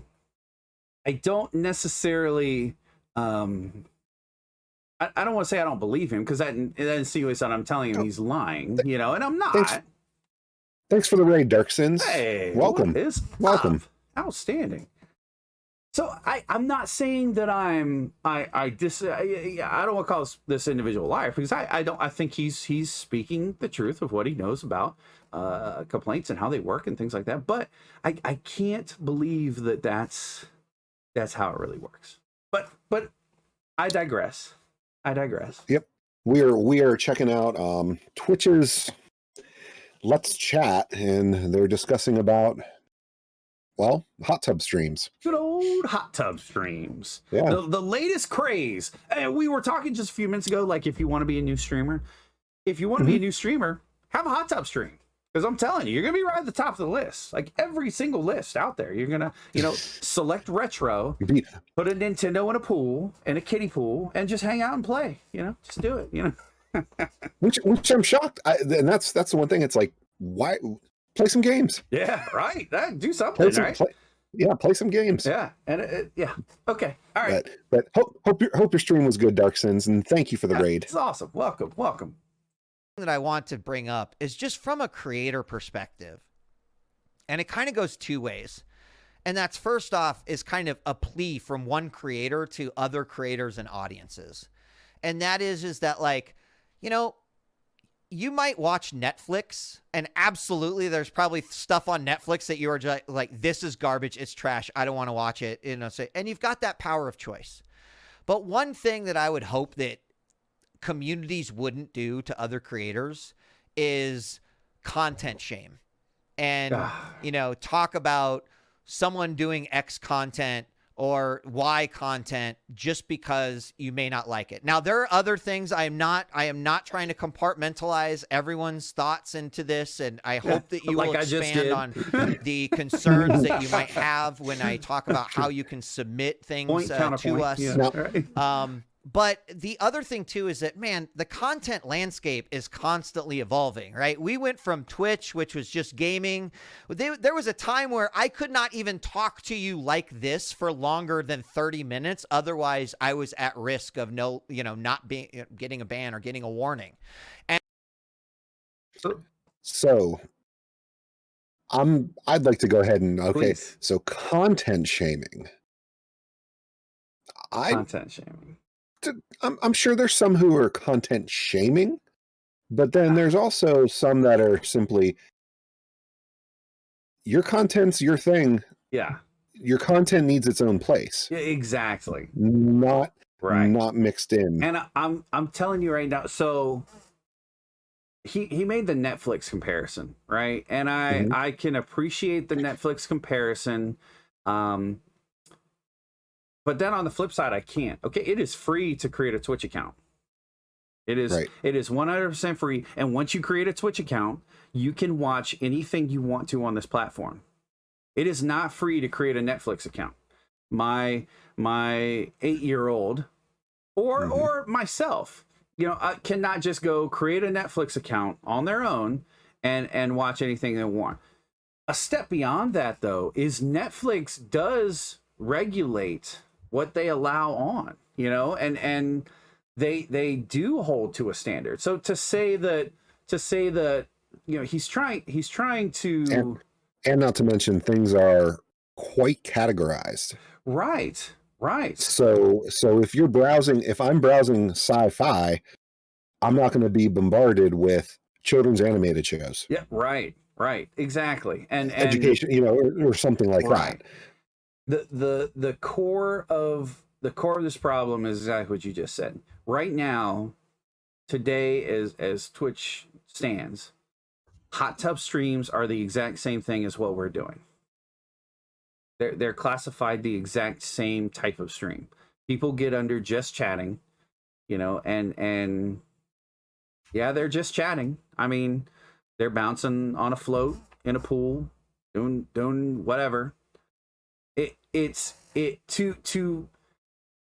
To be naive enough to say that it's not wearing a G-string bikini, and this goes for men too. Like, I'm not making this a male-female thing. I do not want to see a male in a hot tub stream. I do not want to see a man in a Speedo, a very tightly fitting Speedo in a hot tub stream, getting out of the hot tub in just the right way, or using pool floats in a very inappropriate manner. And I'm telling you, Twitch and DJ Wheat, who is the member of Twitch that's giving this talk right now, you have got to be blind to not see that this is happening. You go to some of these streams and watch some of these streams. It is happening. 100%. It is happening. And I would say you'd have a harder time finding one that is not doing something suggestive. Exactly. And the last thing he mentioned before I pause it was, there was a time on Twitch when it was just for playing games. It was just for gameplay. There was no just chatting. There was no commentary. There, you could not, if you were just doing what we're doing for more than 30 minutes, it was a bannable offense at one time on Twitch, which is great, because now you've established that things have changed on Twitch. Twitch has evolved. Twitch has changed. Twitch has become something new. And I think we're at a point where Twitch needs to do that again. Twitch needs to, I'm not saying you have to ban hot tub streams. There are people out there that love the hot tub streams. They go watch the hot tub streams. And there's plenty of people that are doing well with them. Yeah. And the people that are creating them, they're making them, and they're doing great. And that's fine. But to categorize them, and he showed going through and turning off streams, which is great, but I don't want to have to find every single one. I want a category for that I can turn off and never see again. The just chatting is pretty much the catch-all bucket, right? And it really is. It needs to have some subcategories, right? There should be some refinement there, and users and individuals should be able to. So two things so far from my perspective, my opinionated gamer as a Twitch streamer, just like he was. I'm a content creator too. Well, this content creator feels like every single one of those streams that I've seen is sexually suggestive, does not meet the entire guidelines. If there is a string going up the crack of some person's butt, male, female, it doesn't matter. That is revealing way too much. And if you read the terms of service, if you read the policy that Twitch has made us all agree to be streamers on this platform, it violates that. It 100% violates that. And so I don't understand how he can be saying that. Well, so it would be better for them to just say, look, we're allowing this. Like, it's popular. People are enjoying it. People are having a good time with it. There's no full nudity as defined. Okay, great. Put that in a separate category. Put that in a separate feature that is locked out to mature only viewers. Again, anybody can make an account and put whatever birthday they want to in, right? But make it its own thing that I can go and say I don't want to see. That a lot of people can go say they don't want to see, and then you've solved the problem. But I think it's hypocritical for them to say that the streams that are out there that are happening right now are not sexually suggestive. I disagree 100%. And I would tell you, anybody that's watching and listening, to take a peek at them. But unfortunately, if you do that, the next time you log on to Twitch, you're going to see 100,000 of them recommended for you, because that's what everybody's doing now, and it's just not great. It's not great. And as Twitch has grown, and as people have brought more interest to the platform, as creators have grown, as creators have started doing more interest, and I'm not just talking about I'm talking about everything. I'm talking about duck feeding cams and the owl streams that we've seen, and individuals like Joey Chaotic, who's going out and doing IRL streams and then breakdancing, and if you don't like IRL or breakdancing, hold on. Duck feeding streams, owl streams, breakdancing streams, and G-string hot tub streams, they're all the same. It's all the same thing. This is what he's telling. And it's like, this is not accurate. This is not correct. And again, I am not saying that they should not be allowed to do it. This is America, right? If you want to allow this on your platform, that's fine, but own it. Don't do this middle of the line. Own it. We want this on our platform. Oh, by the way, we're making a ton of money of this on our platform, but that's maybe a different subject. And we're going to continue to allow this to happen. Okay, great. Get it, put it in a section, put it in a place to where people that want to come here to see gamers, people that want to come here and chat, people that want to come here and hang out and do things other than that can come and do. Like, you know, the world has gotten to where we want to make safe spaces for people, and I'm okay with that. I have nothing against that, but don't alienate one group by taking care of another, you know? And that's the biggest thing for me. Is like I feel like that I hope that this is the beginning of them seeing that, because I have the chat minimized so that you can't see, because there was actually a lot of foul things said in chat while Twitch was streaming. They must have had a bot running. I don't know, but it was not good. It was not good. But a lot of the community was not happy with this. It was ban hot tub streams, and you know, I don't know if that's necessary. I just give me a way to where I don't have to see them. You know, I don't think banning is the answer either. Yeah. It is, but it's time to overhaul the sorting. Yeah, absolutely. 100%. He is close to. You kind of have that power to not only adjust your discoverability, but just to also not engage and watch on it. Now, with that being said, if you have concerns other than what we may have addressed today, by all means, when we get down to it, which will be next or in a little bit, we'll have a form that you can fill out. It will allow you to elaborate a little bit more. I am speaking to this from an approach of our nudity and attire policy, what is appropriate context, and what we hope that, you know, creators who do report and do help us keep Twitch safe, and with users and creators following the rules, etc. So that's all I'm going to talk about as far as this today. So yeah, that's he did go on, and he did describe a way that users, myself, yourself, content creators, and viewers can go on and fill out a form and give them more feedback, and I encourage that. Please do, if it's something you're passionate about. For it, against it, if you don't share my opinion, that's okay. It's America. I'm happy that you don't share my opinion, but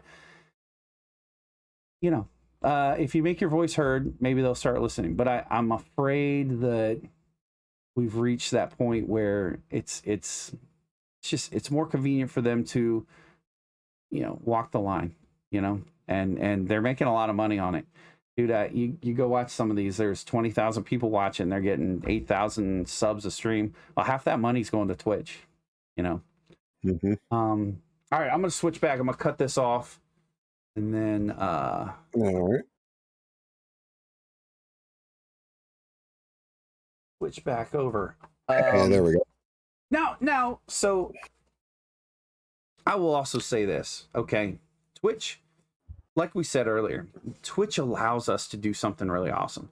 The cost of the maintenance and the infrastructure and things, I have no problem with Twitch making money, you know, and even for myself, anyone that subs to my channel or your channel, Twitch gets half of it, right? And yeah, I'm okay with that. I don't have a server set up in my garage. I don't have a website set up. I don't put the money into advertising my website like Twitch puts into advertising their website, you know?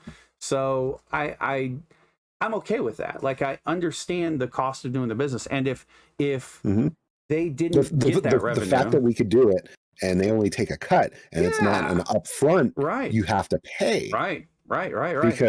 Because for basically, you know, like we said, start out streaming to 0 people, sure, but you're still streaming, and it's not costing you anything. You're making that content, you're putting it on a website that's visited by millions of people every day. Like, you can't buy that, you know, and you wouldn't be able to afford to do that. And so Twitch, like, I got a little negative on Twitch there for a minute. I like Twitch. I'm gonna stick with Twitch. I'm gonna enjoy being on Twitch, and I, like I said earlier, I love streaming. I'm a fan. They have come up with different ways to involve chat, different ways to, you know, the emotes, like you said earlier, the emotes is awesome. Dude, I love the emotes. Army Mike, post like your 6 billion emotes. Like, you know, it's like, it's so good, you know, and it's, and I don't, I am glad that they're opening up these discussions. I just don't know how you know, it's not going to always, I'm not going to always agree with what they do, but at the same time, I'm going to continue to stream on this platform because I appreciate what they do for us. I appreciate it, you know. Right.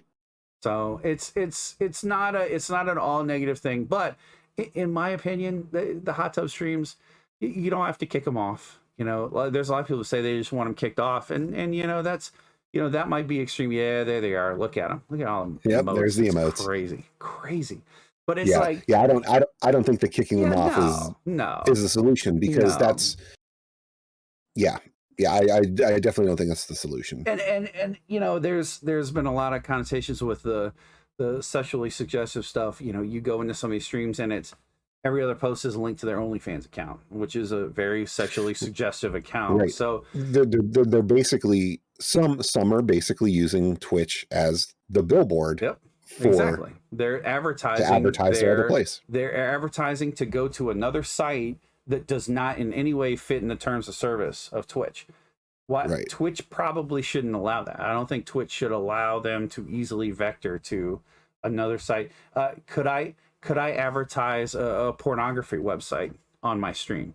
I don't think that would fly. I feel like I would get reported and they would probably tell me I can't do that anymore. You know, like, maybe I could, I don't know, you know, but it's, I don't think that, yeah, right, no kidding, yeah, it's like, hit us up, guys, we're ready, you know, but it's like, it's not a moral question, it's not a moral argument, and if you have no issue watching it, good for you, like, I you know, I'm not trying to take content away from you, I'm trying to put the content that we're creating in the same category, or to not be in the same category, right? I want just chatting to evolve into, you know, something a little more detailed, a little more structured. And for me, yes, my moral compass, I don't really want to watch that kind of stuff. I'll never judge you if you do, you know, good luck. Hey man, you know, whatever, I you know, but at the same time, give us an opportunity to not see that if we don't have to, you know? So I think that's good. But so I will say our unpopular opinion of the week, and this kind of bridges too. Yeah, because I'm excited. It's a lot of those streams are doing that. Yep, 100%. So yeah, one of the things that Twitch has done over the last 6 months that has been a real pain for a lot of streamers is the DMCA strikes against content creators. Content creators so once you're partnered on Twitch, you can save your VODs from way back.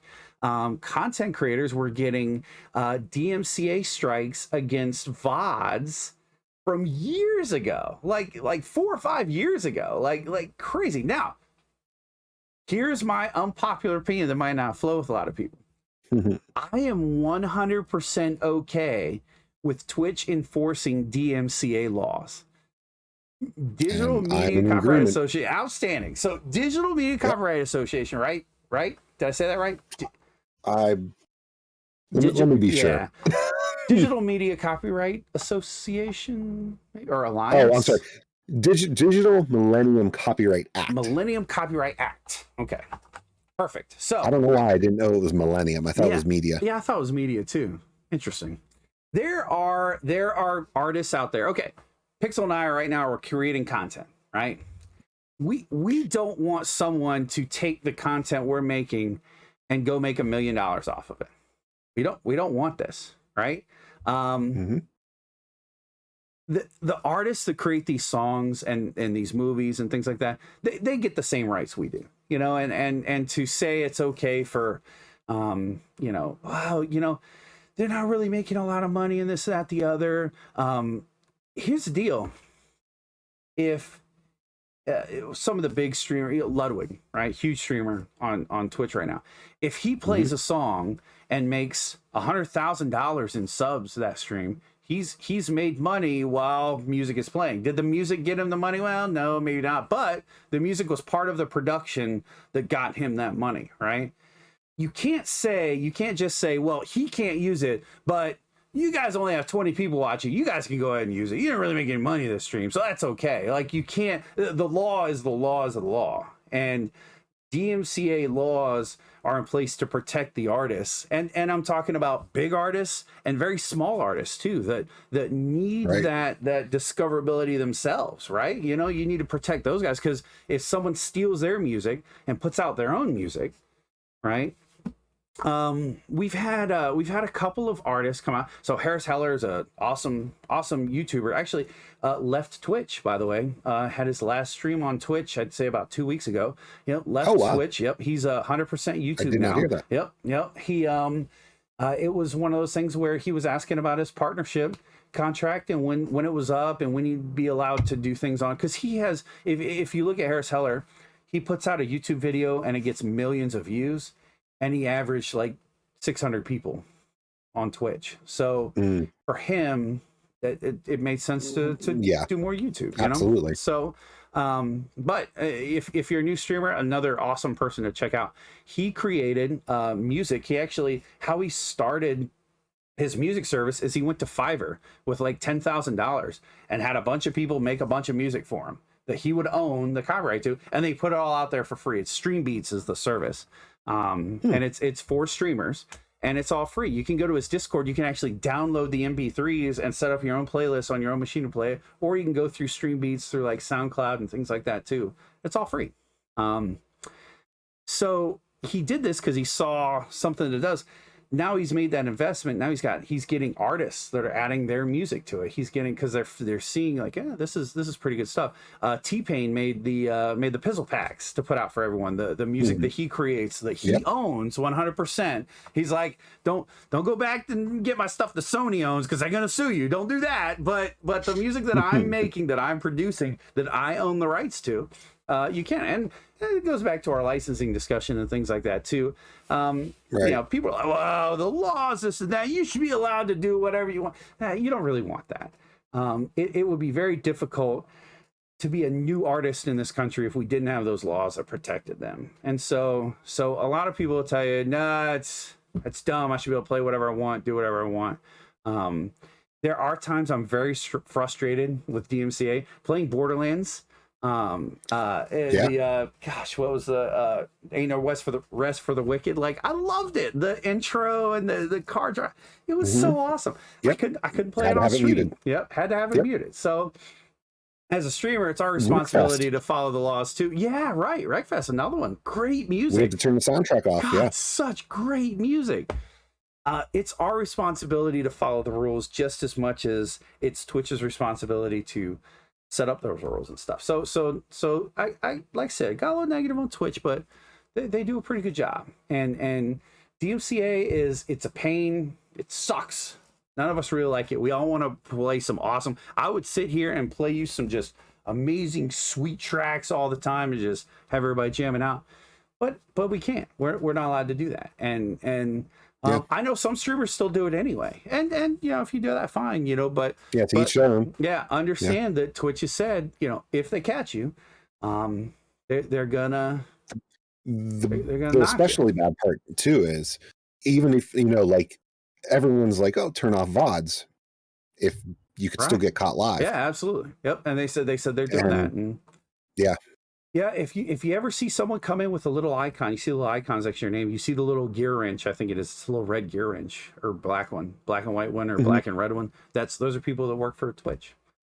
Learned that a few weeks ago, but I did not know what identified them. Yeah. If you ever see that, they work for Twitch, and sometimes they turn it off, but sometimes they show up. But it kind of goes back to, like, we were talking about wearing wigs and stuff like that. If you're going to start streaming, just start doing it the right way. Okay. So that there's avenues now where you can get great music. Pretzel is an audio service. A Pretzel, I think you have to pay for, otherwise it'll spam your chat a little bit with some stuff, but no big deal. Stream Beats, Pizzle Pack. There's most of them are sources. low-cost solutions. Yeah, exactly. And Epidemic Sound is the one that that's a great one. Yeah. So there's a lot of options to not have to worry about DMCA. And I'm telling you right now, if you get used to not having it, you'll be okay. You know, it's not as bad. Is it as great as it could be? No, we could be having a house party. It could be awesome. Right. But here's the thing. We'd probably have music playing right now. Yeah, no doubt. We'd be jamming out. Man, it'd be awesome. But if by some crazy miracle, right, Pixel because it's not going to be me, but if Pixel takes off, right, when he becomes popular and I'm riding his coattails, right, like this could taint you. Like this, the decisions and the things that you do with your stream and your content creation today can affect you in the future, and you don't know what the future holds for you. So, right, DMCA is there for a reason. It's okay. It's not evil. It's not big, you know, and you can talk about licensing in corporate America and okay, whatever. Right. Yeah. Okay. Yeah, they're not out to get you. Yeah, it's there for a reason. Goal. Follow the rules and do it right. And then when you end stream, then go listen to some good music, you know. That's the way to do it. So that's my unpopular opinion for this week. Yep. So. Is I have no issues with DMCA. I like it. Being in place. Yep. I think it's good. All right. Yep. Enough of this silly Twitch stuff. I mean, I love you, Twitch, if you're watching. Thank you. Thank you. Yes. One fight. Thank you for this platform. Yeah, that's right. That's right. We love it. We utilize it all the time, and it's great. What else are we talking about tonight? Let's see. We have got, yes, remakes, remasters, and re-releases. This is gonna be fun. The 3 hours of gaming. I'm kind of looking forward to this. This is good. So what do you think about it? Well, we'll give some context to this. So what sparked this for me is seeing these basically ads and talk about games that are coming out here in the near future that we're just drumming stuff back up again and saying, oh, repackaging it. Here's a new game. Nope. And the one that really, really stuck out was the fact they said they're remastering they're going to remaster The Last of Us again. Yeah. This time for the PS5. Right. This will be the third time. Yeah. Yes. they have officially had more remasters of the first game than they've had games in their series. Yeah. Right. That's awesome. So when that comes out, and that got me thinking. I mean, we're really in that age where, some of this ties to our licensing talk, our licensed content issues of the past, but games that are from older generations being brought up to current, so that way new people can experience it. So people who were fans of the original that have no means of playing the original right. can experience it again. Yeah, absolutely. And that's where you have obviously the three difference. We got remakes, remasters, re-releases. Now, with the remakes, we have things like Final Fantasy VII. Right. We have the remake. Right. And ironically, that one kind of doubles as the remake and remaster because they have the PS5 version. Right. That is coming out in June. That's true. That is true. So they have remastered their remake. Right. So to speak. So a remake would be defined as something where maybe it changes a little, right? A remake is, from my interpretation of what a remake would be, is where the original, I guess you would say the original story concepts of the game, characters, locations, stuff like that, and main story beats are the same, but you've changed things like added characters, added maybe scenarios of how the story plays out. Right. But the original, it would be the original IP. So a good remake would be Final Fantasy remake, for instance, because they took a game that was previously a turn-based JRPG, turned it into an action RPG with some added I wouldn't call them turn-based controls, but with some other added delay controls. Right. And they fleshed out the story. So the story is basically, for those of you who haven't played the Final Fantasy VII Remake, Me, the story I haven't of played it yet. you haven't played I the haven't story played it of yet. the remake basically only covers disc 1 Oh of wow! of, Oh, of the original. Yeah, interesting. they do not leave. Oh gosh, why am I having such brain troubles today? Dude, it's Friday. Midgar. They do not. Low Yeah, battery. exactly. That's how. Low battery. But yeah, in the entirety of the story, they do not leave Midgar. Wow. So the entire game excellent. takes place within the city walls. Wow. Okay. So Interesting. there's your remake. You took Right. a completely different game, sliced it down to this, gave it a fully fleshed out new play style. Now with remasters, the game still plays the same, runs on the same engine, same characters, same story, hits all the same beats, but maybe a new paint or a new coat of paint, so you get higher resolution, better textures, increased sound quality, that sort of thing. Like basically, I would call, like with remasters, you have, I mean, like I was looking before, like on my Switch, yeah, Burnout Paradise Remaster. Oh yeah, for instance. sure, right. So you would have same exact game, but upgraded to play on a new system and actually take advantage of the graphics it could push. Gotcha. But the game exact would play the same. Now with re-releases, you have stuff like, well, for instance, we were talking about limited run games with Shantae. Right. Game Boy Color game from a handheld only. Switch is technically handheld, but from a handheld only console up to play on the Switch, so you can actually play in a different format. You can actually get a hold of the game now because you could buy it digitally or you could buy a physical. Whereas that game previously, unless you went through some less than legal means to play it, you were spending hundreds of dollars to get the cartridge. Yeah, thousands now. Crazy. Is that what it was? I have not kept up on that crazy one. But so re-releases cover that. So there's a huge like list of games that reach into these areas. Oh, yeah. So I mean, you have the ones that bridge the gap, like the Crash Bandicoot trilogy, the Spyro trilogy, right.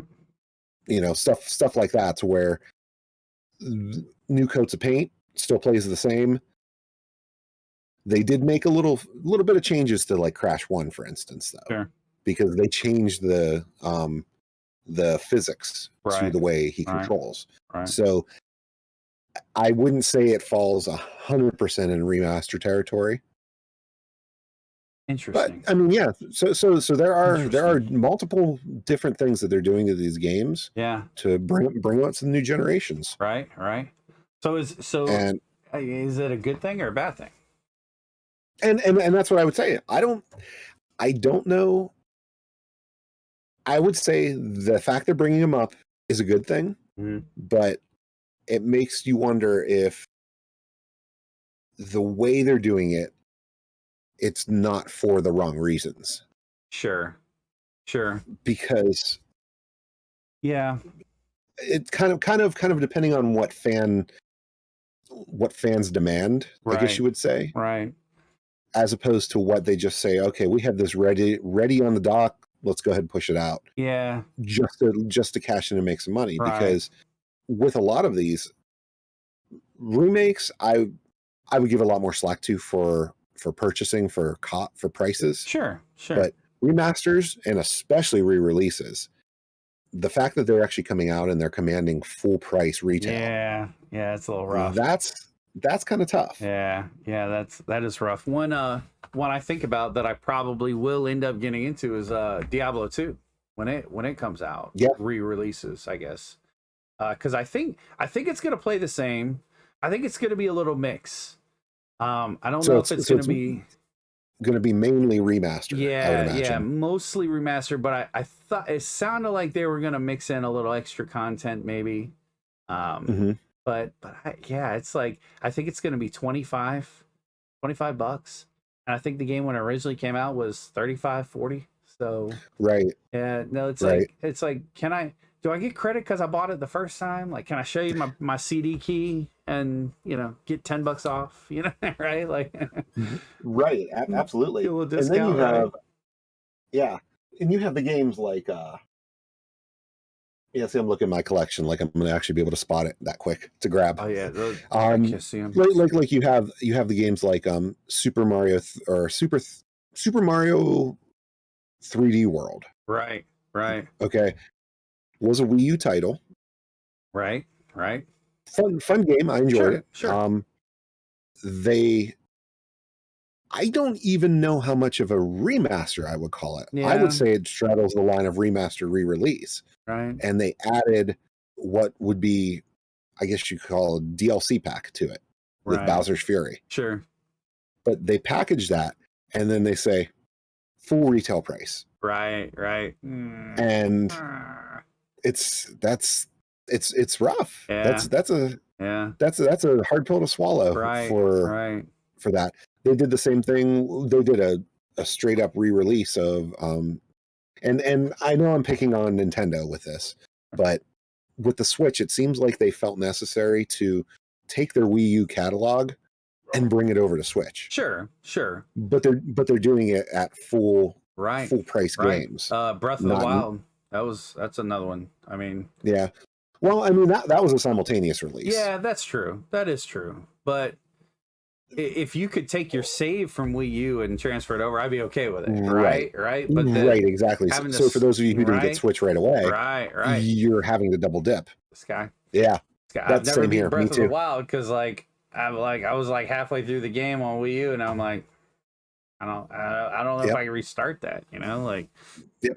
Me too. I ended up having to double dip because when I finally got a Switch, I'm like, of course I'm buying Breath of the Wild. Right.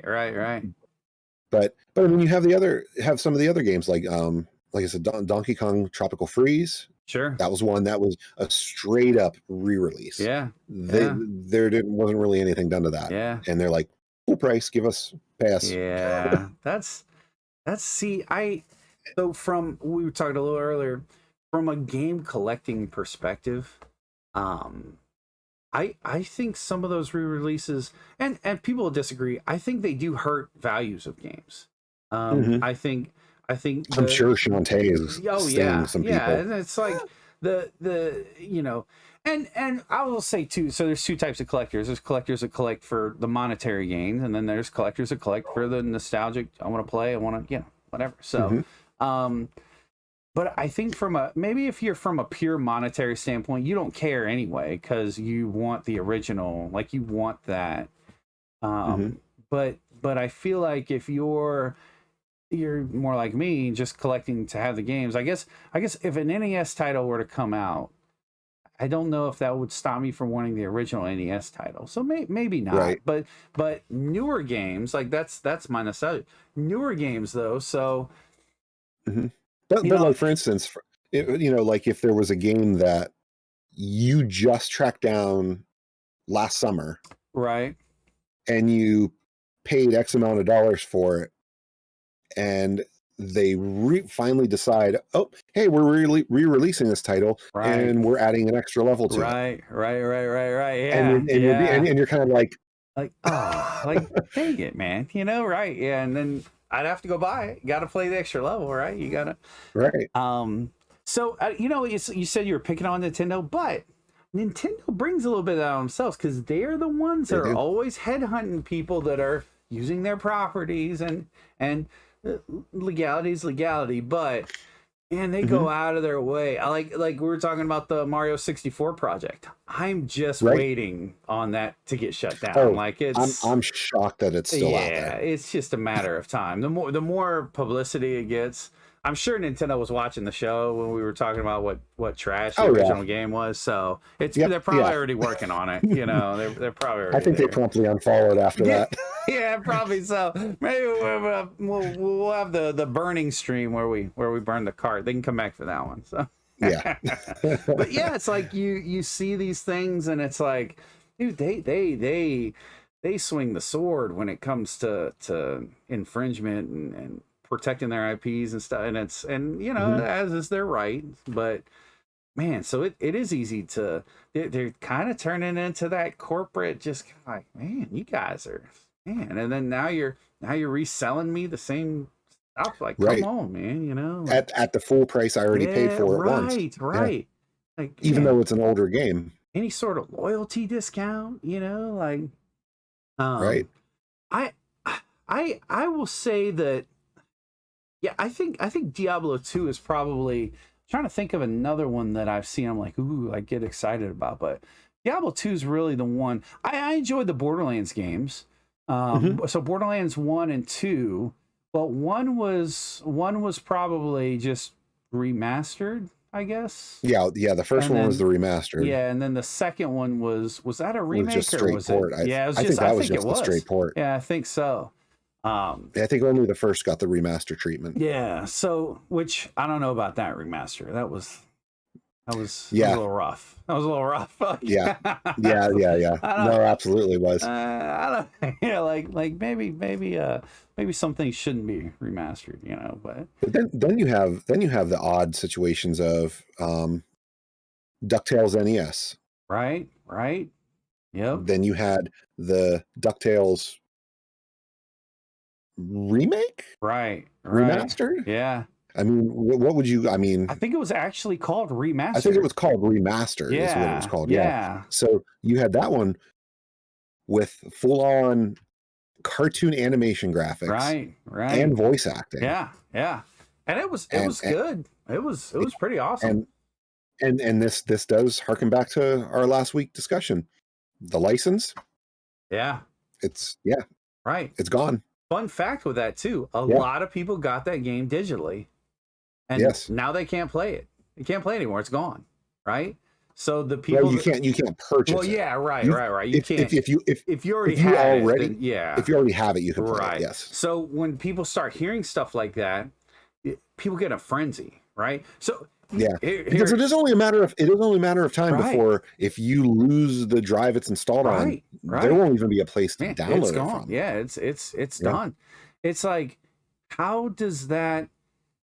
So I live in Florida, right? We get hurricanes, stuff like that. You know, when there's going to be a gas shortage, as soon as the news says there's going to be a gas shortage, right? Because like everybody runs out. They're like, oh my God, we got to go get gas. And you see these guys with these like 55-gallon drums filling up gas. And you're just like, why did I wait to put gas in my truck? You know, right? But it's the same concept. So as soon as that happened, the PlayStation 3 copies of the game skyrocketed. Dude, I saw them selling for almost $200 in the beginning. It's completely insane. It was a $5 GameStop game. It was one of those 4 for $20 games you could pick up forever, which I did, and I, might have done well on that one, But it's yeah, we did pretty good on that one. But it's crazy how, for the people that did buy it digitally and then had a hard drive break, switch PS3s, whatever, right? Like, there's no reimbursement for them. There's no. That's rough, It's just a loss. Yeah, that's kind of crazy. There's a similar lawsuit going on right now with oh gosh, I forget the guy's name. With Apple. Have you heard about this? Like $25,000 worth of apps and things like that. Like so with the Apple Store, when you select buy now and you buy something, you're not really buying it, because at any time they can take it away and say it's not approved for use anymore, and it's gone. Android does that to an extent, but Android is more open, I think, with their APKs and installing and things. But yeah, no, Apple, I think they're going through a lawsuit or just settled a lawsuit on something like that. But yeah, is that going to happen with video games too? It's like, hey, look, man, I spent my $60. A million of us spent that $60, and you took it away, and maybe they didn't take it away, but they had to take it away because the company said, the license holder was like, no, you can't do that. So I don't know. It's like, is that going to happen? Class action lawsuits all around. I'm ready. I'm excited. Right. And that's where to some degree, it's like the whole remake, remaster, re-release. it's at a cost, but it is giving the opportunity for these to be on newer modern systems that maybe will give you a longer time to actually be able to play these games. Right. You know, while especially since they're getting so much more efficient at the way, you know, cloud storage and servers and all that work, that the games will exist longer. Yeah, for sure. For sure. Yeah, because like, man, it wasn't too long ago we were talking about disc rot. And exactly. Yeah, and like, dude, eventually it's going to be gone. And like we said in a couple episodes ago, the United States, can't speak for other countries, but in the United States, if you own a game, you're fully allowed to own and play a backup of it. Like it's 100% legal in this country, because when that Sega CD game falls apart, which is going to do one of these days, most of them already are, you can't play it anymore, you know? So I will say Sega CD will play straight from a CDR. A verbatim CDR. So burn your games. They're awesome. Yeah, that's cool. Yeah, fun tip of the day. Fun tip of the day. So, yeah, they will play right from a CDR. There's no copyright protection on Sega CD games. So, good times. Oh, very nice. Good times. Yeah. Flintstones are headed back to TV. Army Mike, are you serious? That's okay. That's off topic. That's good news. I'm excited. Like legit Hanna-Barbera Flintstones, or are we getting something a little different? Different, you know. So what's a game that you'd like to see remade, remastered, or re-released? Remade, remastered, or re-released. I would love to see. You know, it's like I put that topic in there too, and I haven't actually put a lot of deep thought into that. It's awesome. That's so good. So I would honestly before you hit me.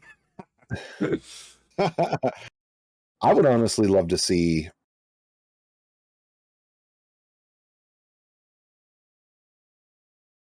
Wow. I know. Yeah. There's so many. I mean, there's so many games that I would love to see brought forward. I'm with you. I feel like every game that we've talked about to this point, like your favorite games on consoles, your favorite games on, you know, Fox Hunt, and some of these rare, crazy. I looked up Fox Hunt, by the way. Everybody that I said you should go get it, and I saw prices on it. Don't pay $300 for Fox Hunt. It's I got it for $20 when my local video store was shutting down. So don't do that, you know. Don't do that. But yeah, it'd be awesome, you know. And or for me, right, I would really like to see. Well, that's funny actually. Our Mike Flintstones Adventures at Dinosaur Peak, the Blockbuster exclusive NES cart. There's one that we should get, because it's like a $1,500 game. So if they could go ahead and redo that one so I could play it on my Nintendo, that'd be sweet. Because apparently it was a pretty fun game. I've never played it, but I'm gonna have to get it one day to finish the collection. If the missus is watching, I'm totally never getting that game. But yeah. So that was an EverDrive experience for me. Yeah, right. And so that's that, you know, things like that. Now take a game, take an older single player game that works co-op. I would love to see some of that. Let me co-op a storyline with people, you know, like really great, you know, you name it. Any of the great storylines from like the Xbox 360, PlayStation 3 era, like take some of those games, put them on PC for me, right? I got a game I want to see remastered, and this will lead us. Well, this is a nod to the topic that's coming up. Oh, I like it. I want to see a remaster. It doesn't even have to be a remake, but a remaster at least of Mortal Kombat Shaolin Monks. Oh yeah. The Mortal Kombat beat 'em up. Mm-hmm. Yeah, the beat 'em up was cool. That was cool. Yeah. See, that would be because awesome. You mentioned in co-op, I remember me and a friend. It's like, man, we chewed through that game because you start as Liu Kang and Kung Lao, right? And then you unlock Scorpion and Sub-Zero. That's cool. That's cool. And oh my gosh, it's so much fun. That's cool. I would love to see. And actually, there's probably no reason they couldn't do that. Sure. Because you figure they own their IP. Right. Warner Brothers and NetherRealm. Yeah. Dude, that's awesome. Well, let's use it. Let's use that to move on. Let's use that to jump into our next topic. That's excellent, because I've actually been excited since you shamed me for not have seen Mortal Kombat last time we talked. I was immediately Monday. yeah. So that's right. So I immediately went and watched it, and I did watch it. I did watch it. Oh, awesome. Let's go ahead and put our little appreciate that. Yeah. It's good timing for that. Good time for that. Put our little mark on the screen here. Awesome. She brought me a drink. Isn't that cool? Ladies and gentlemen, shout out for Mrs. 24. That is awesome. I've been so hoarse with this. Oh, it's unreal. So yeah, we'll just say spoilers. We are gonna talk about. Okay, we're not gonna step by step walk through the whole movie, right? Yeah, Go You is right. We're not gonna go through the whole movie. However, we're gonna talk about some points that you might not have gathered from some things you could have saw in previews, right? But so you've been warned. If you don't want to hear, don't leave the stream because we need the view count. Okay, just mute the tab and go do something else for like. I'll take minutes. The graphic down when we're done with spoilers. If you come back and you don't see that graphic, then you're good. You're all safe. Yeah, everybody said mute time. Don't you leave, Army Mike? I need you, buddy. So, all right. I want to know what you thought. First off. We both watched the 95? 95. Yeah. I'm done. Yep, 95. That's what I'm talking about. So we both watched the original. I think we both liked the original. I did. I 100%. I loved it. I was a big fan. One of the best 90s movie soundtracks there is. That was great. I loved it, man. Oh, I know. So good. Oh man. Oh, so good. Saw the movie, but got the CD right away. Yeah. Had to get that album. 100%. Okay, so what did you think of the new movie? What was your impression? Well, I went in with no expectations. Yeah, same. I purposely told myself, don't get too hyped about this. We saw what the Mortal Kombat after 95 was. Yeah, Annihilation, right? Yeah, I think. Yeah, Annihilation. Yeah. It felt like a made for TV. Yeah, it really felt like made for TV, like the way the production value of it. Yeah. And then my hopes got up again with Mortal Kombat Legacy. Yeah. The streaming series. Right. Did you watch those? I did not, but I've heard really great things. Yeah. Those it's a shame that they have a whole nother season that never saw the light of day because it got canceled. But it did very good for origins of the characters and getting the ball rolling. Sure. Now this movie, I gotta say, generally, I didn't really like it. It had multiple moments that were really, really cool and really good. Right. But the overall story and concept of this movie, I was not a fan. Interesting. Yeah, I was not a fan. So, how about you? I liked it. It was an entertaining movie, right? I think they did great service to the finishing moves. Seeing the finishing moves on the screen, they did a pretty good job. They did a pretty good job of those, right? I saw a meme the other day that said the actor that played Kano just went in for back surgery because he had to carry the movie. You know? and that's not wrong, you know, right? So Kano was the MVP of that movie. Yes, 100%. Mrs. 24, you're right. There was a lot of F-bombs. Kind of more than necessary, too. It's kind of almost like they were trying to...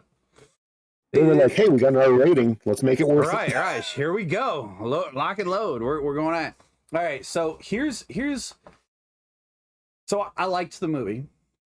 Here's what I didn't like about the movie. And what I don't like about movies that do this. And I feel like video game movies in general do this a lot. Why, when a video game that has a great story, has great characters, has great everything... I already know what you're going to say. Yep. It goes to the big screen, and then all of a sudden they create characters. They come up with like, well, there's no possible way that we could do as good telling the story as we already did. And I think what it is it's movie people putting you, the video game player, into the game or into the movie, right? Mm-hmm. Because if you think about, I think that's what their purpose is. Yeah, I think that's where their mindset is. But Hollywood, look at me. It's stupid. Don't do it. Leave it alone. Yeah. Leave the characters in the movie. Okay, we got our spoilers up. Here's what I would have done. You know who I would have had for the main character? One person who's not in this movie. One person who's not in this movie. From the original I'm telling you, Johnny Cage would have been the perfect person to have in that role. And oh, by the way, that's kind of what they did in the one they made back in '95. I will say, so one thing I did like, this movie almost felt like not a prequel, but sort of like it overlapped. It was almost because it was that's one of the problems. That was kind of one of the problems I had with it. It was a Mortal Kombat movie without a Mortal Kombat tournament. There was never a tournament. Yeah. The whole movie, there was never a tournament. And now I should say, what was the guy's name? The guy that was not named, the main guy. Cole Young. Yes, Cole Young. Yeah, Cole Young. Good actor, good fighter. I think he did great. Making a martial arts movie, he did a fine job. I don't know his real name. Yeah, I just know his character name. He did good. The guy did a great job. So I'm not knocking him. His character should have never been in this movie. Yeah, absolutely not. You did not need him to tell this story. You could have done the same thing with Johnny Cage. Would have been perfect. Like, how did they not think of this? And the only rational explanation I have for why they didn't think of it is they want to make more movies. They want to make 3 more. One of the actors, I think it's the Cole Young guy, is signed up for 5 movies. His contract is for 5 Mortal Kombat movies. Can you believe? I'm like, how you? And I'm a Marvel fan. I mean, we got 22 of these bad boys going. I'm like, how are you gonna make 5 Mortal Kombat movies? Like, this is crazy. This is completely insane. Part of me wonders and worries if they're getting ahead of themselves like DC does, of saying, "Oh, well, this is our first. We're going to make all these other ones." But this one needs to do well first. Right. And wasn't there a Mortal Kombat comic book under the DC label? I think there was, actually, yes. Irony? Don't let those guys in, yeah? I was so surprised. I will say, the beginning, with Scorpion. Yeah, the Sub-Zero Scorpion. So good. So good. I was trying to do some research, and I didn't get it done because, why come to class prepared when you can just ask chat? I thought that they trained together. Like, I didn't think one was Japanese and one was Chinese. I thought they... Well, I didn't know that one was Japanese or Chinese, but they were 2 different clans. Okay. So for sure that. But I didn't have a chance to look into it. So if you're still here and you weren't scared off by the spoilers, I didn't know that. But that beginning was awesome. I will say that was one of my favorite parts of the movie, and it was kind of weird that they released a lot of that early, right? With you liking the beginning parts like that? Yeah. Mortal Kombat Legacy. Yeah, that's where it's at, huh? I swear there were ideas from that they clearly picked to insert into this movie as a blueprint. That's very cool. So it wasn't like a 100% original creation for this. Interesting. Obviously, different actors, all that, but some of the concepts were somewhat similar. Sure. I like the actor that played Scorpion too. He's in a lot of samurai movies, and he's cool. I like him a lot. Yeah. Cool. So it is spoilers. Yeah. And I gotta say, that was another thing that bothered me is not only is this character you're inserting into the tournament an unnecessary new character, right? But he is Scorpion's relative, great grandson or something. I mean, he is. Yeah, they had to look for a way to connect him, I guess. So, but it's again. You didn't need that. You didn't. And then Sonya Blade didn't have a mark. Right. And then that gets to the whole topic of the marks. Right? Like, why the marks? I mean, if you're going to pick stuff, don't pick from Mortal Kombat Annihilation. Yeah, right. That had the tattoos. Yeah, that's true. That's true. Yeah, it was so, I don't know. So again, I liked the movie. I'll probably watch it again one of these days. Yeah. Especially if they make 3 more, I'm gonna have to remember what happened. I'm still gonna watch them. I mean, because I question, and it kind of goes into when Hollywood takes a video game and makes a movie. They're 2 different formats, and Hollywood is scared to let a video game be a video game on the big screen, right? And it's just like taking a book and putting you're never gonna get the detail of a book on the big screen, right? But at the same time, flip the book, right? The one frame of a movie can be 20 pages of reading a book, setting the scene and what characters look like and how they interact and looks that they're giving, and all these things can be defined in one snapshot. I tell my wife all the time, I'm like, books ruin movies, right? Because you read a book, you build up this amazing world in your mind, and then you go watch a movie and you're disappointed. You're disappointed. It'll never live up to what you're imagining. Never live up to it. 100% it'll never happen. Yep.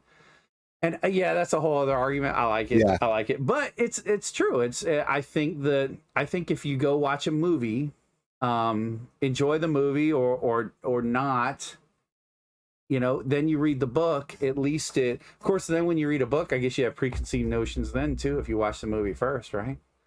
So, that's true. I guess it could work the other way, but yeah, I'm sorry it is. Books ruin movies. I can't read a book and then go watch a movie.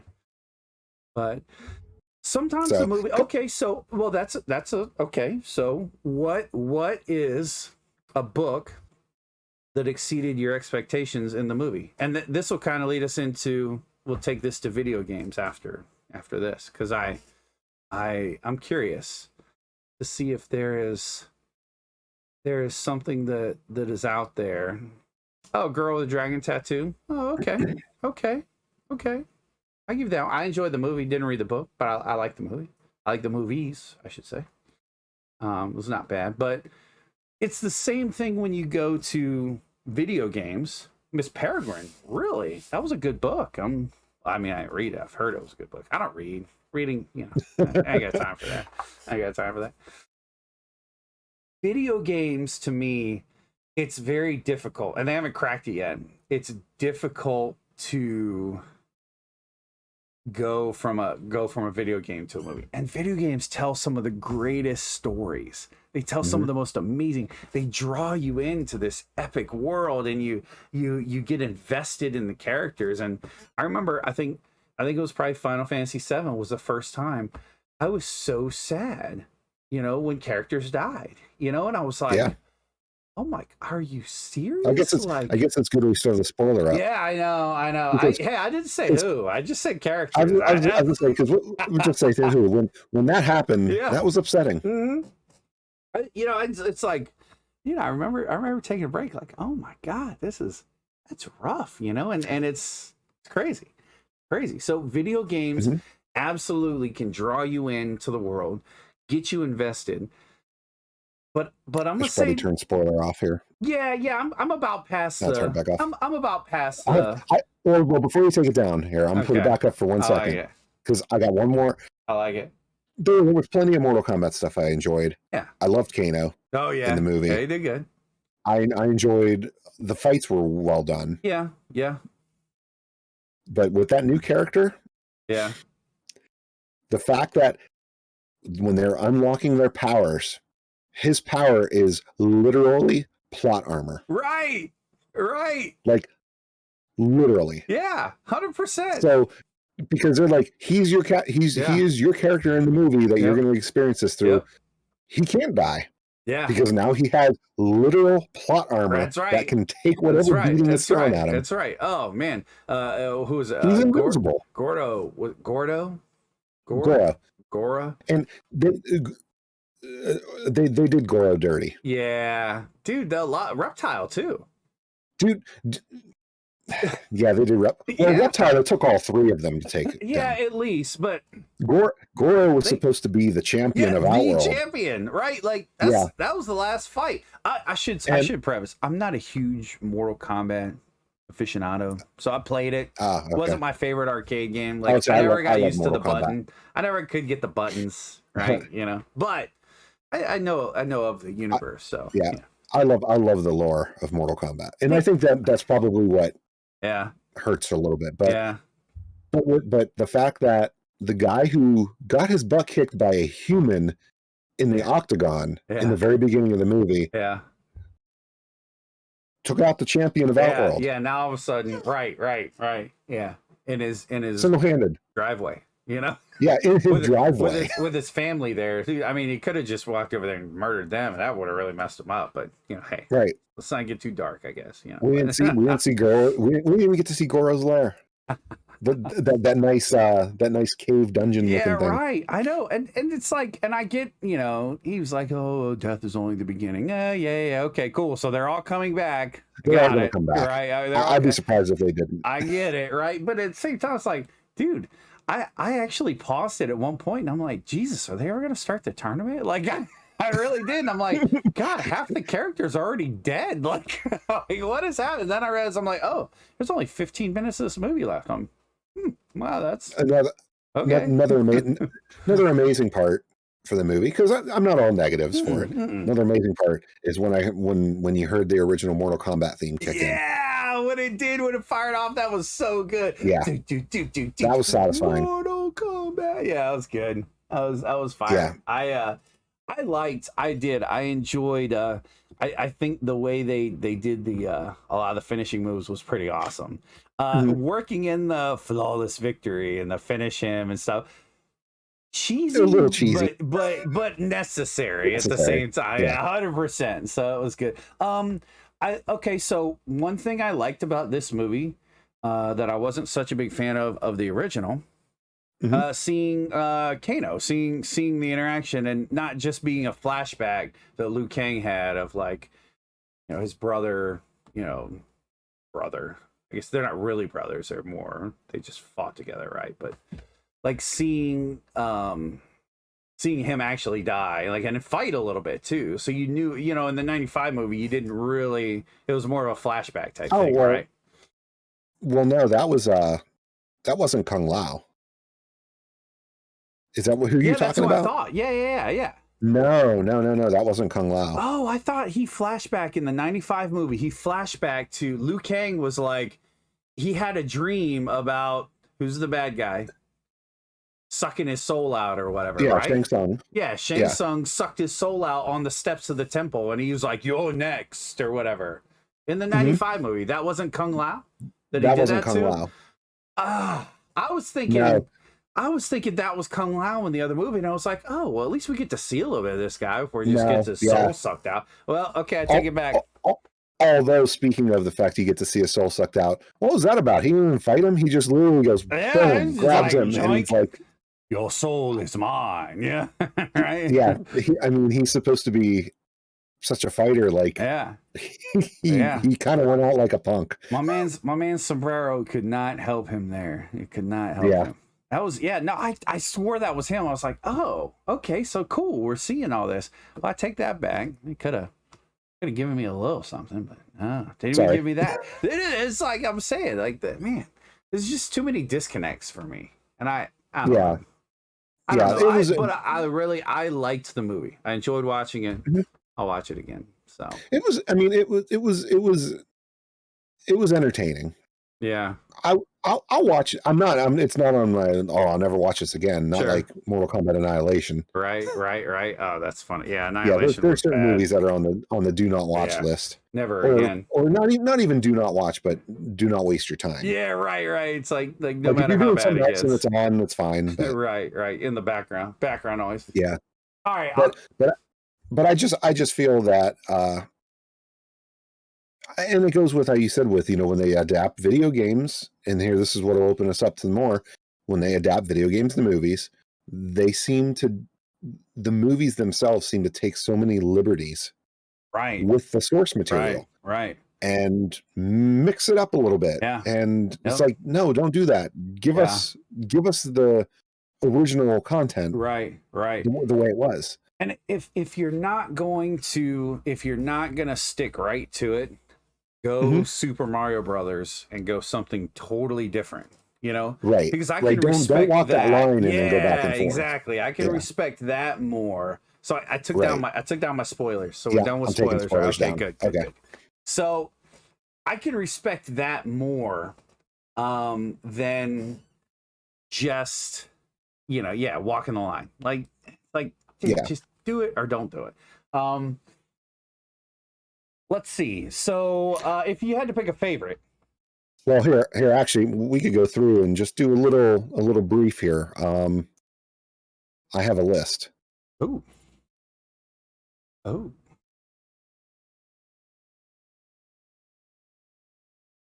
Oh, Kenzie, thanks for the sub. I appreciate it. Thank you. Okay, where's my list? Here's my list. Okay, chronologically. Nice. We're just gonna do a quick this movie, and we can say like, didn't like, and then maybe something about it. Okay. First on the list is Super Mario Brothers. Nice. I enjoyed it. I have fun memories of it. Yeah, I thought it was cool. I saw it in the theater. Thought it was great. With my dad. Exactly. Yeah. It was completely different than what I would have expected. Right. And I think, like you said, it was better for it. Yeah. The cast was John Leguizamo and Bob. What was Mario's name? Roger Rabbit guy. Hoskins. Yeah, Hoskins. Yeah. Great cast, good actors, like decent. It was good. It wasn't bad. And then the bad guy was Dennis Hopper. Yeah, right. Yeah. Like, come on, man. Like, but it was very outside the box, and not even just outside the box from a video game. For everything of that time was like, dude, you didn't have movies like that. It was so different, and so I think that's why it gets a lot of the flack it does. But I liked it too. In fact, I'm halfway through rewatching it as we speak. Oh, really? So yeah. That's cool. I fired it up. I was like, oh yeah, check this out. It was awesome. So nice. I think I want to visit this list and actually rewatch some of these again. Yeah, that's cool. Okay. What's funny is, so Super Mario Brothers was actually the first official big theatrical video game movie. That's crazy. I didn't know that. That's neat. Followed up by Double Dragon. Oh, the Double Dragon movie. I remember the Double Dragon movie. Oh my goodness. So probably not the best movie. Okay, so I will say to anyone that's listening to me give my opinion. Jacka, thanks so much for those bits, man. Welcome in. We're talking about video games made into movies. Okay, so when I talk about movies, I am very, very good at thinking about the time frame a movie is made, right? So you can't judge me, right? Don't pull it in the current day. Right. Like it's not 2021, Rich. It's we're talking. All right, good, Army Mike. Yeah, spoilers are done, so you're good. Oh, thanks for the bits, Draka. I do like. I liked the Double Dragon movie because I was a kid watching a couple of guys beat everybody up, right? Yep. But I can see. I don't think I could watch it now. No, exactly. Exactly. Just because it's a product of its time. Yeah. And that's when it was good. Yep. And who wasn't it Alyssa Milano? Yeah, I think so. Yeah. She was. Yep. That was cool at the time too. Right. Yeah. Yeah. So that brought some. Nice.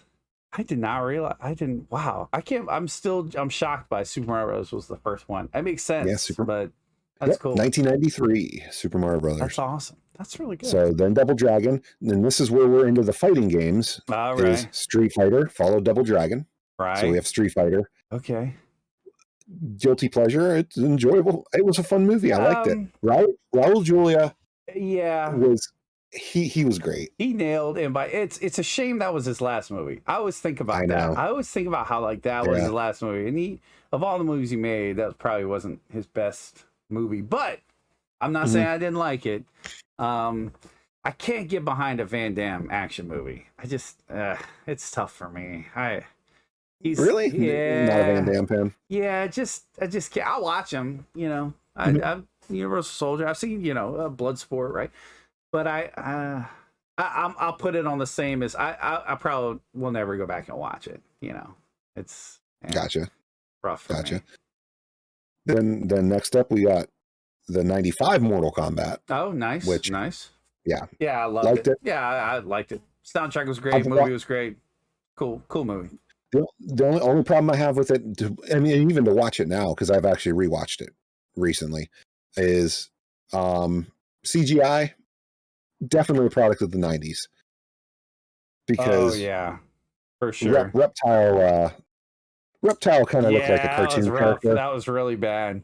Wow, ads are back. It shouldn't have played ads for you guys. I'm sorry about that.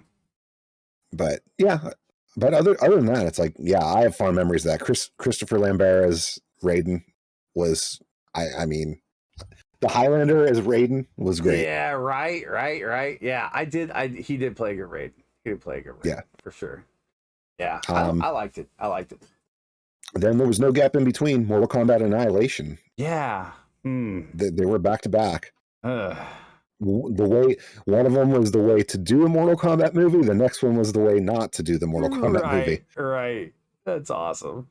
Yeah. So I don't even know. I don't even want to open up that can. Yeah, it was not disgusting. Good. Not good. After that is Wing Commander. Oh, okay. So, if I recall, that was Freddie Prinze Jr. and what's his name? Who's Shaggy and Scooby Doo? Yeah, I forget his name. I'm thinking, but you're right, 100%. It was Lillard. I think it was Lillard, Matthew Lillard. Yeah, Matthew Lillard. Yep. And I don't have many memory. I can't really remember that one. So it wasn't bad. So it okay. So I actually rewatched it not too long ago. It's probably within the last year. Yeah. So they took a portion of the. Okay. So one, I like the Wing Commander games. Mark Hamill, right? Right. As Mark Hamill in a space game, like, come on, yeah. I liked the Wing Commander games. It took kind of a segment of the squadron that you play in the Wing Commander games. It was kind of like your pilots in that squadron. So let's talk about that for a second. I think movies that do that, so take an idea from a game and have like a side story type thing, right? Same with movies that become video games, right? So Star Wars. We're here, right? So the Star Wars games that transferred over, we'll use the Super NES because the NES ones were kind of, but the Super NES ones, you played through the story and it played well. It wasn't too bad. But then go look at like Shadows of the Empire, right? Games that take the movie screen and they sort of show you a different side to the story, or a different aspect from it. And I actually think Shadows had some. I think there was some from the novels was played into that too. But I think movies would do better doing that, taking parts of a game, trying to recreate it has failed, but parts of a game and reimagining it or have something that happens along with it. I think that's kind of cool. I think that's pretty neat. But anyways, the Wing Commander though was not a bad movie. Cheesy. It was cheesy. Freddie Prinze Jr. Yeah. Lara Croft Tomb Raider. Oh, okay. With Angelina Jolie. Hey. Yeah, I thought Angelina Jolie killed it. She was Lara Croft. She 100%. If you had to pick someone for the day to do it, she played it. And the movies were good. They were interesting. I think it was good. Hey, Ms. 24, I'm saying she made a good Tomb Raider. Okay, we're on the subject though, and I know I'm skipping ahead. Not to mention, I mean, that one had James Bond in it. Yeah, right. Yeah, and Daniel Craig was in it. Yep, 100%.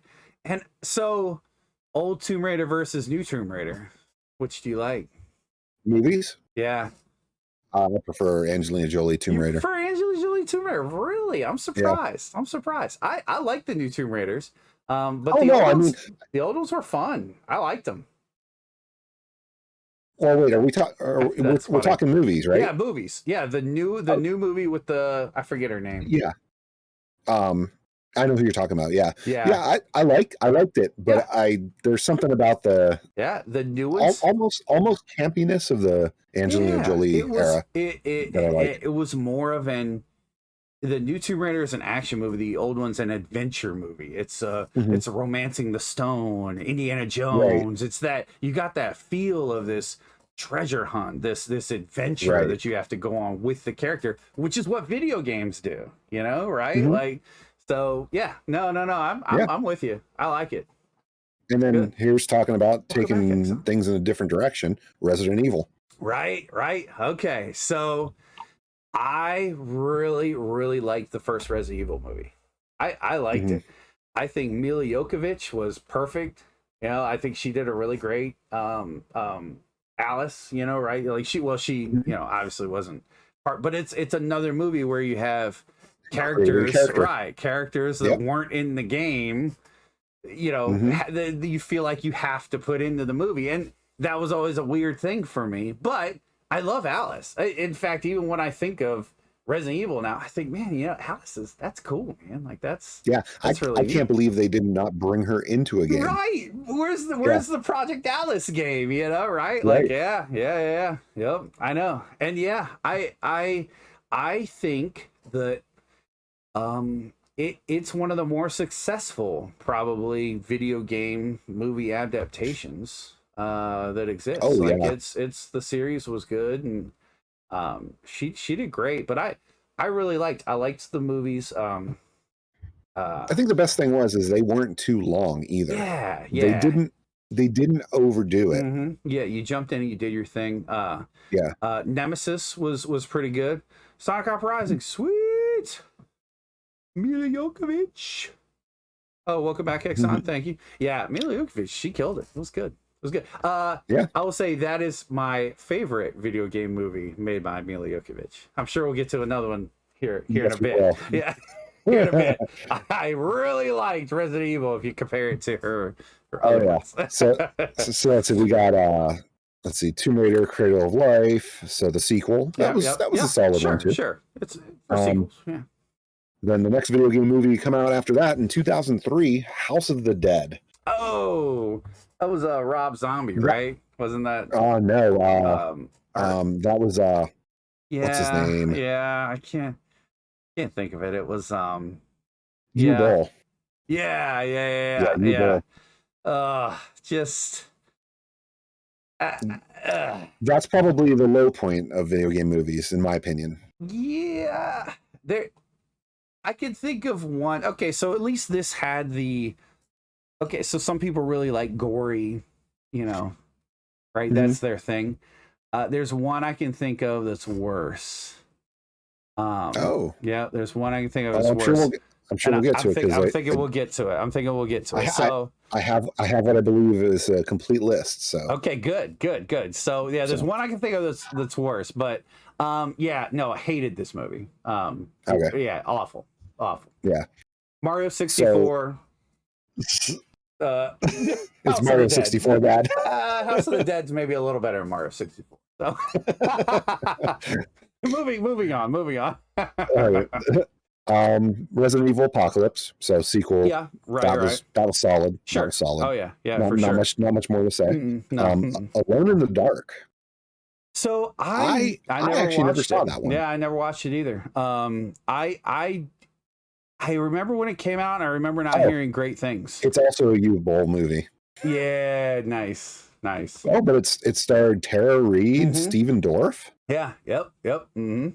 So I can't say much about that. I've never seen it. If it had to survive on Tara Reid's acting prowess, probably wasn't a great movie.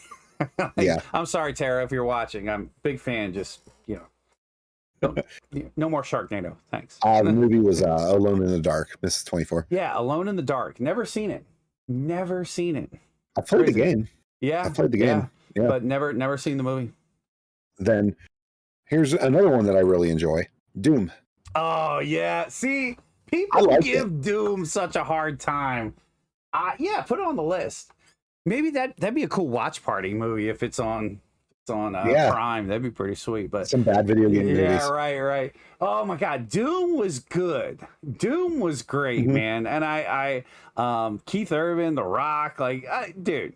So again, though, didn't really flow with the game. Not that the original Doom game had a serious, epic story behind it, you know, right? But the RTS guys and there was some things there that like I could give on.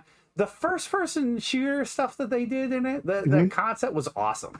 When he got amped up at the end. Yeah, so cool, man. Like so good. Yeah, that was one of Carl Urban's earlier films too, wasn't it? For sure. Yep. Yeah, it was good, man. It was because that was before. Yeah, that was before Star Trek. Oh yeah, for sure. Yeah, it was like 2004, 2005. It says 05. Yeah, man. I liked it. I thought it was good. I did too. It does get flack though, which is kind of surprising, but yeah. Yeah, I like The Rock in it. Yeah, I liked his villain role. Yeah, me too. Yep. Yeah, seeing him be a bad guy is like, and it's funny because like it's funny seeing, you know, it's always that kind of bad guy. It's a good guy that does bad things, right? And then it brings out the worst in you, you know. And so it's it was pretty good. It was good. I liked it. It. Yep. In 2006, there was Blood Rain. I've not watched Blood Rain. I don't think I've seen Blood Rain either. That was animated, wasn't it? No, these are all live action. Wow, I thought Blood Rain was animated. Yeah, I played the game. That was Christina Loken and Michael Madsen. Wow. Yep, never saw it. Yeah, Christina Loken. She was, if I recall, she was the Terminator in Terminator 3. That's right. Yep. Yeah, I think you're right. The TX or whatever it is. Yeah. Yep. Yeah. No, I never watched it. And never saw it. One that I actually like right after that, Silent Hill. Yep. I enjoyed that movie. Yeah, freaky movie. A lot. Yep.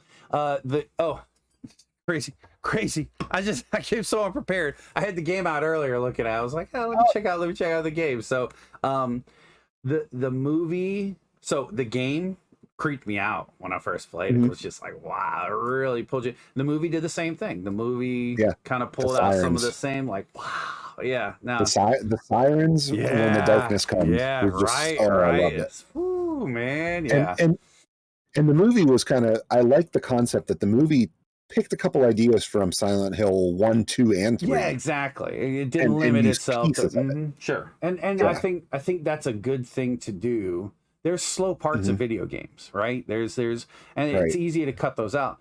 You cut out a lot of that, you don't have a lot of content for a 2-hour movie. So, you know, that is good. Yeah. I like it.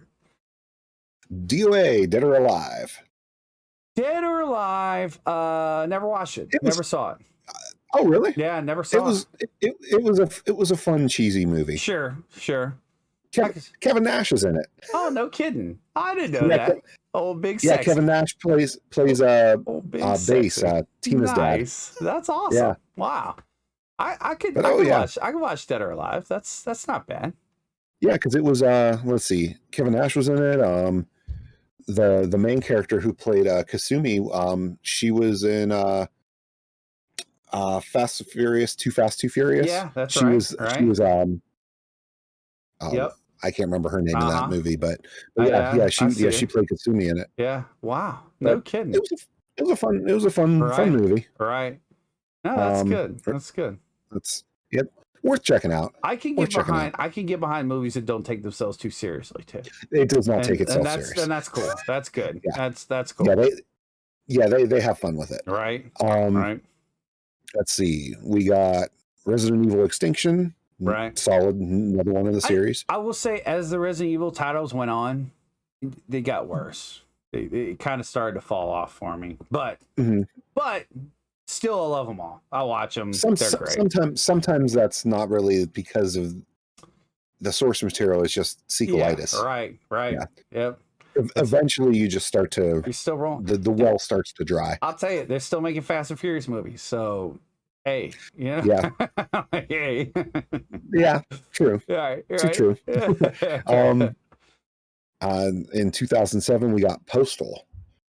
I did not know there was a movie of Postal. I did not know there was a movie of Postal either. Is that an American movie? It is. Like Yep. I never even knew.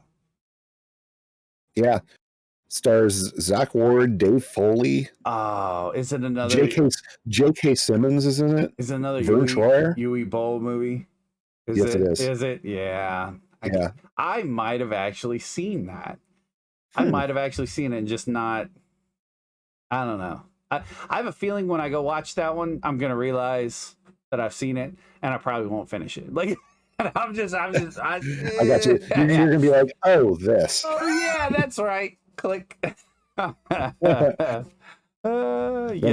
Yeah. Then we have Hitman with Timothy Oliphant. Oliphant. Yeah, I always mix him and the other guy up. My wife will know. She'll put it in chat. Yeah. Hey. Whoa. First off, I gotta back up for a second. Fast and the Furious movies are not. Yeah, Josh Duhamel. I always mix up Josh Duhamel and Timothy Oliphant. I don't know why, but I always do it. The Fast and Furious well is not run dry. They're gonna go on forever. Just own it, live it. The only thing that worries me is I think they're jumping the shark in the new one. Yeah. Considering the trailer, sure looks like they're about to go into space. Oh yeah. Come on, man. It's like we've done all we can on Earth. Like we gotta go do something else at this point. I liked Hitman the movie. I didn't play enough of the game. I played a little bit of the first game. I'm terrible at the games. Yeah, I didn't play a ton. Stealth factor. Exactly. I do not play a lot of stealth games, and not. Nah. Yeah. Nah. Then we have, let's see, In the Name of the King, a Dungeon Siege Tale with Jason Statham. Yeah, I've seen that. Not a great movie, but it's It was what it was. Yeah, I guess you could say medieval-ish adventure. Yeah, it's Jason Statham. You were Bowl again. That's who did that one too. Really? He was busy. Wow, no kidding. This guy was like, give me all the video game movies. Yeah. I didn't realize that. So I will say, out of his movies, that's probably the one I like the most so far, at least. Mm-hmm. Interesting. I did not realize it was him. Yeah, Jason Statham. And another Uwe Boll is Far Cry. I didn't know there was a movie. There's a Far Cry movie? Yeah. Is it American? Like, I can't believe that. Wow. It says English language. Wow. How did I not even know there was a who is in that Far Cry movie? That's crazy. No one I know. Yeah. But yeah, there is a Far Cry movie. Wow. Then Max Payne. Okay. I like Max Payne. Yeah, I was curious your take on Max Payne because I like the movie, but I didn't play the games. I played. Oh, you never played the games? I played one of the. I might have played the first one, but it doesn't stand out to me. I never played them all. I loved watching when you were playing it a few weeks ago. It was cool. I was like, oh man. The first one, and I would say Max Payne in the movie, it's almost like it's its own thing. Yeah. Oh, Marky Mark. Which is kind of to the benefit. I think. So it doesn't really flow with the game.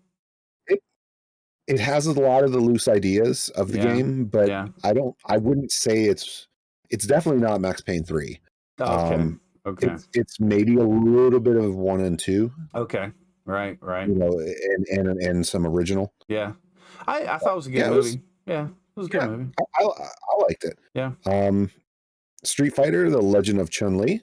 I watched it. Not too bad. I'll say this: I like the original one better than that one.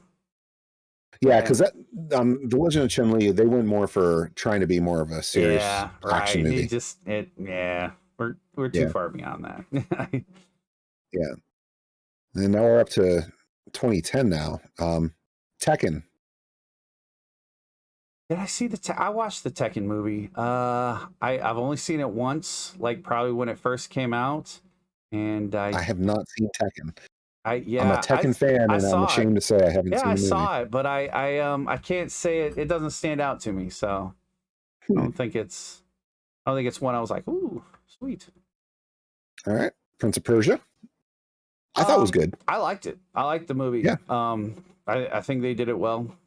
Decent cast. Jake Gyllenhaal, the girl that was in oh god, the remake of the you're meh on that one. I liked it. Oh gosh, she was in the the Titans, Clash of the Titans remake, and Gemma Arterton. Gemma, yep, that was it. Yep, Gemma Arterton. Yep. Ben Kingsley was in it too. I like Ben Kingsley, man. Oh yeah. I like stuff he does. But yeah, no, I Prince of Persia I liked. I thought it was good. Did it really flow with the games? No, it seemed like its own concepts. Yeah, because it's I don't remember. Of course, you think about some of these older like. Well, at the same time, though, about flowing with the games, people automatically would equate it to like, oh, the games in the PS2, 360, somewhere there. But Prince of Persia way predates that. Yeah, right. No kidding. Like I played it on Genesis, I think. Yeah, when it was just a side scroller. Yeah, right. Just a side scroller. And that's what I was gonna say is like those games didn't have a ton of backstory for me, or I should say. When I played them, I wasn't as interested in the story as I was going and beating up the next guy, right? So they might have had some great lore to them, but I never took the time to read you had to actually break out the manual and read. And what have I said? I don't read, right? So you had to actually read the backstory, and most of the time I'm like, oh, I can't wait to play this. Let's go, right? So yeah. Oh yeah. Yeah. But no, it's interesting. I liked it. I liked the movie. It's going. Yeah. Then we got a Resident Evil Afterlife, and then the very next video game movie is Resident Evil Retribution. Right. So there was and that was over a 2-year span. There was a gap of movies there. Wow. Silent Hill Revelation. Not as good as the first one. Seen it. Yeah. Right. Not as creepy. They tried to oversell the creepy. It was a little gorier too, I think. Yeah, I believe it was. Yeah, and it's like, you didn't need that. The first one proved you didn't need that, and so. Yeah. Need for Speed. Did you see Need for Speed? Ladies and gentlemen, we have reached the movie that I was talking about. This is my least favorite. Really? I cannot stand this movie. I really hate this movie. And I'll tell you this too. I love Breaking Bad. Aaron Paul is not my favorite. Aaron Paul gets on my nerves, man. He's just... if you're watching, bro, I'm sorry, but if he screams bitch one more time, I'm like, oh my god, dude, stop it. Just stop. I get it. You got a catchphrase. It's the world's worst catchphrase, and you got it. I hated that movie, and I don't enjoy watching Aaron Paul in anything. Wow. Yeah, I'm gonna say it. I'm sorry. So would we equate that to because you dislike the actor then? So the story wasn't bad. Could not get past Aaron Paul. Couldn't do it. Okay. Yeah, couldn't do it. So the story really wasn't. The plot was. I don't know. It was a very thin plot. That's for sure. So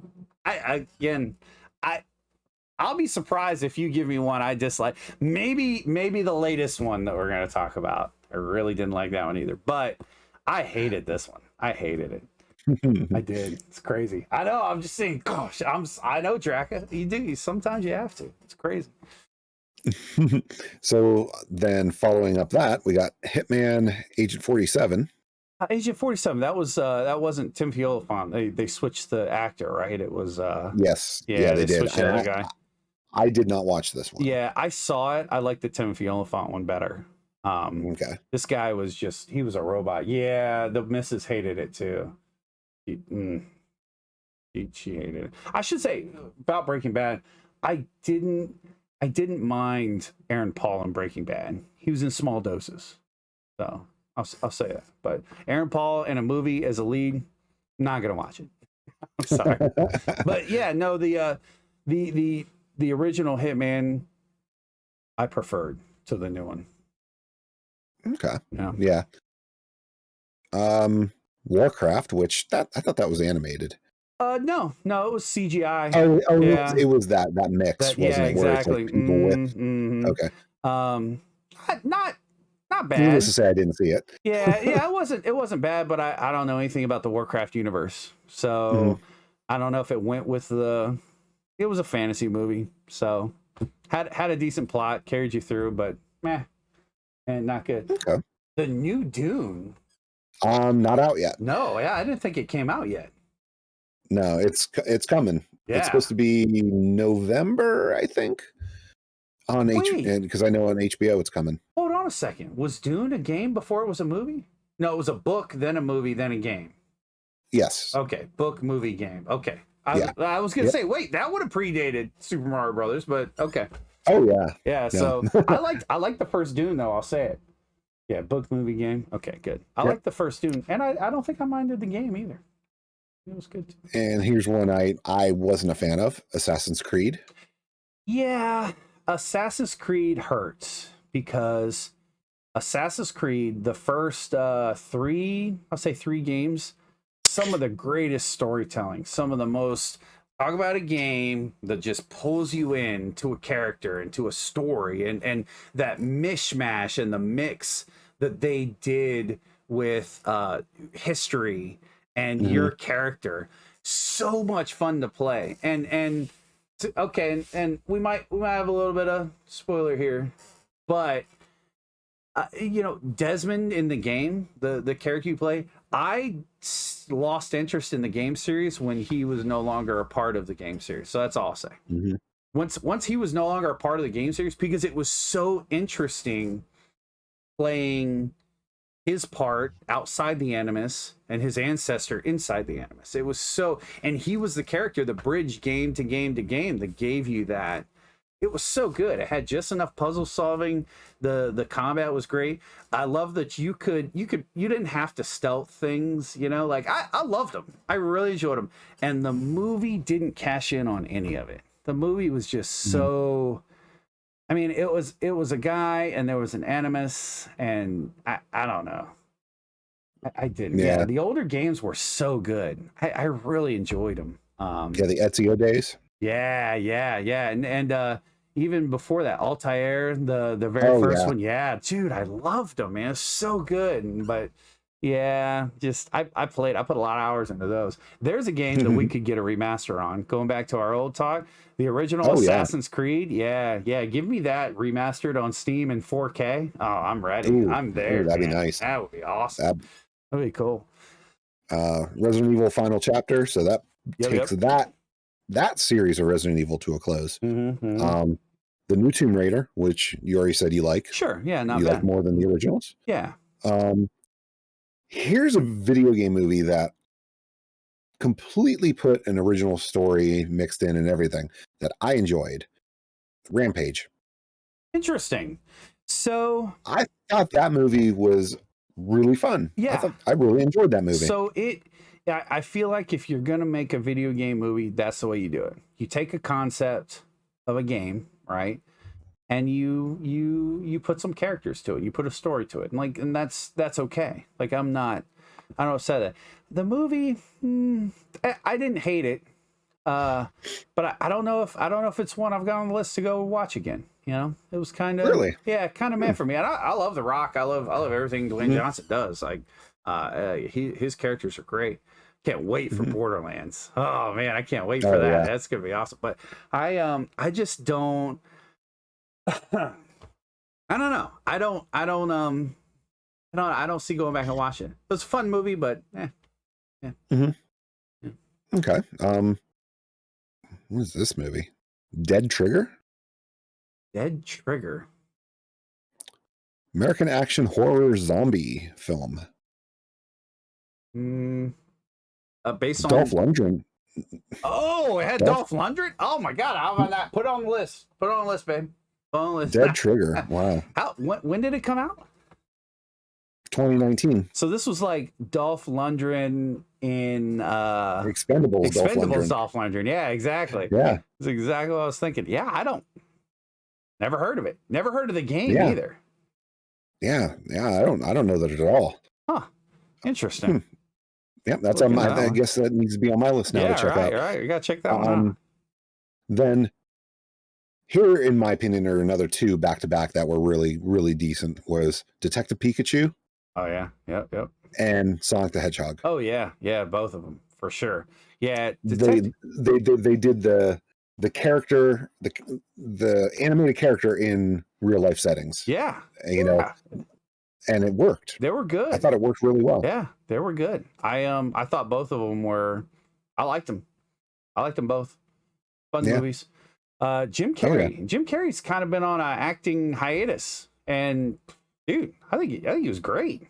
And yeah, he came back in full classic Jim Carrey form. Like it was back to Jim Carrey. Jim Carrey right. In forever. Right. It's crazy. And how about redoing Sonic the Hedgehog from the original concept art?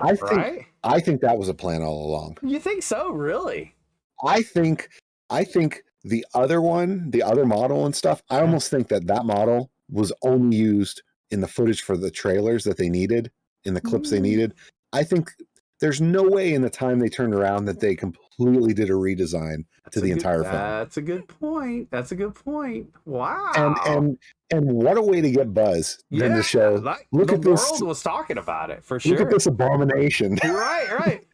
That's not Sonic the Hedgehog. What is that trash? Wow. Yep. Interesting. Yeah, that's and that's, I mean, you figure that's the best way to get positive feedback and to get positive like compliments and everything, and for people to love it. Right. When throw the terrible stuff out first. Right. And they'll hate it. Yeah. And then no matter what you give them, they're going to be happy. Yeah. Wow. That's interesting. I like it. Hey, I wouldn't put it past it. It worked. Ever since that, I'm like, there's no way that somebody involved with that movie or whoever was making the decisions thought that was a good design. There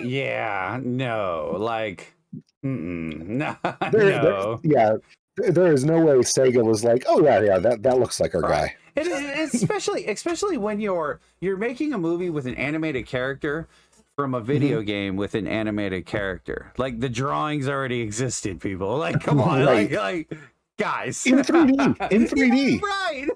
It's not even like you're taking the 2D version of Sonic. Right. It's yeah. Sonic. That was crazy.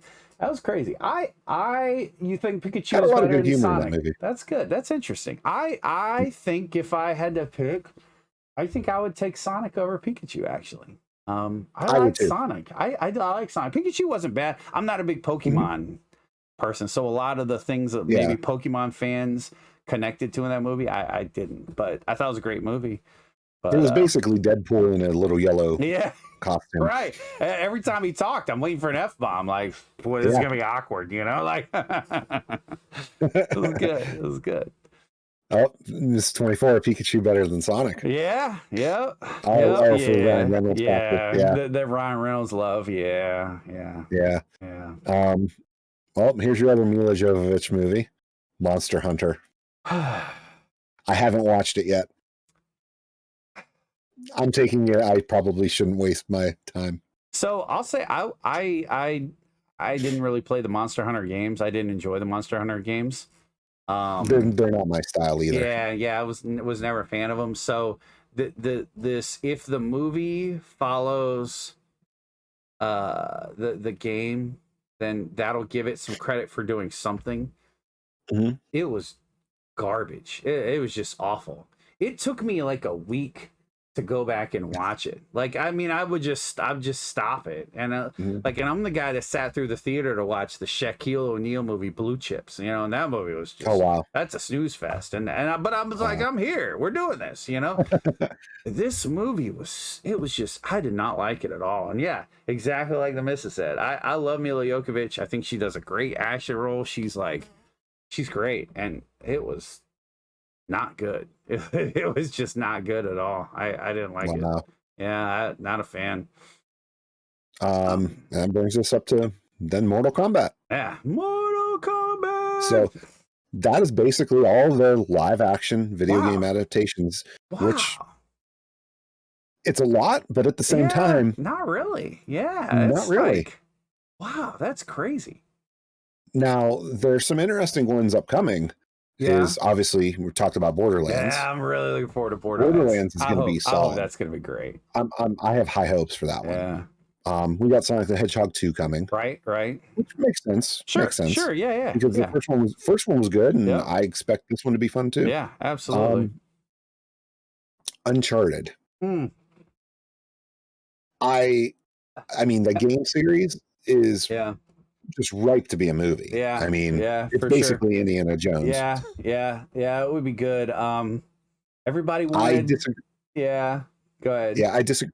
Well, I say I disagree with the casting. Yeah. I know everybody wanted Nathan Fillion. Yeah, everybody wanted him. Obviously he's older now. He's not. He doesn't fit the bill for it. Yeah. But I definitely don't think who they got belongs in that. Doesn't really fit. Yeah. No. And Spider-Man is not Nathan Drake. Yeah. That's the game, or that's a game series too. I feel like you got to get some filler, but you can go game to movie on that. That's a pretty solid. Oh yeah. You know, you're a treasure hunter. You're, and then you're doing this.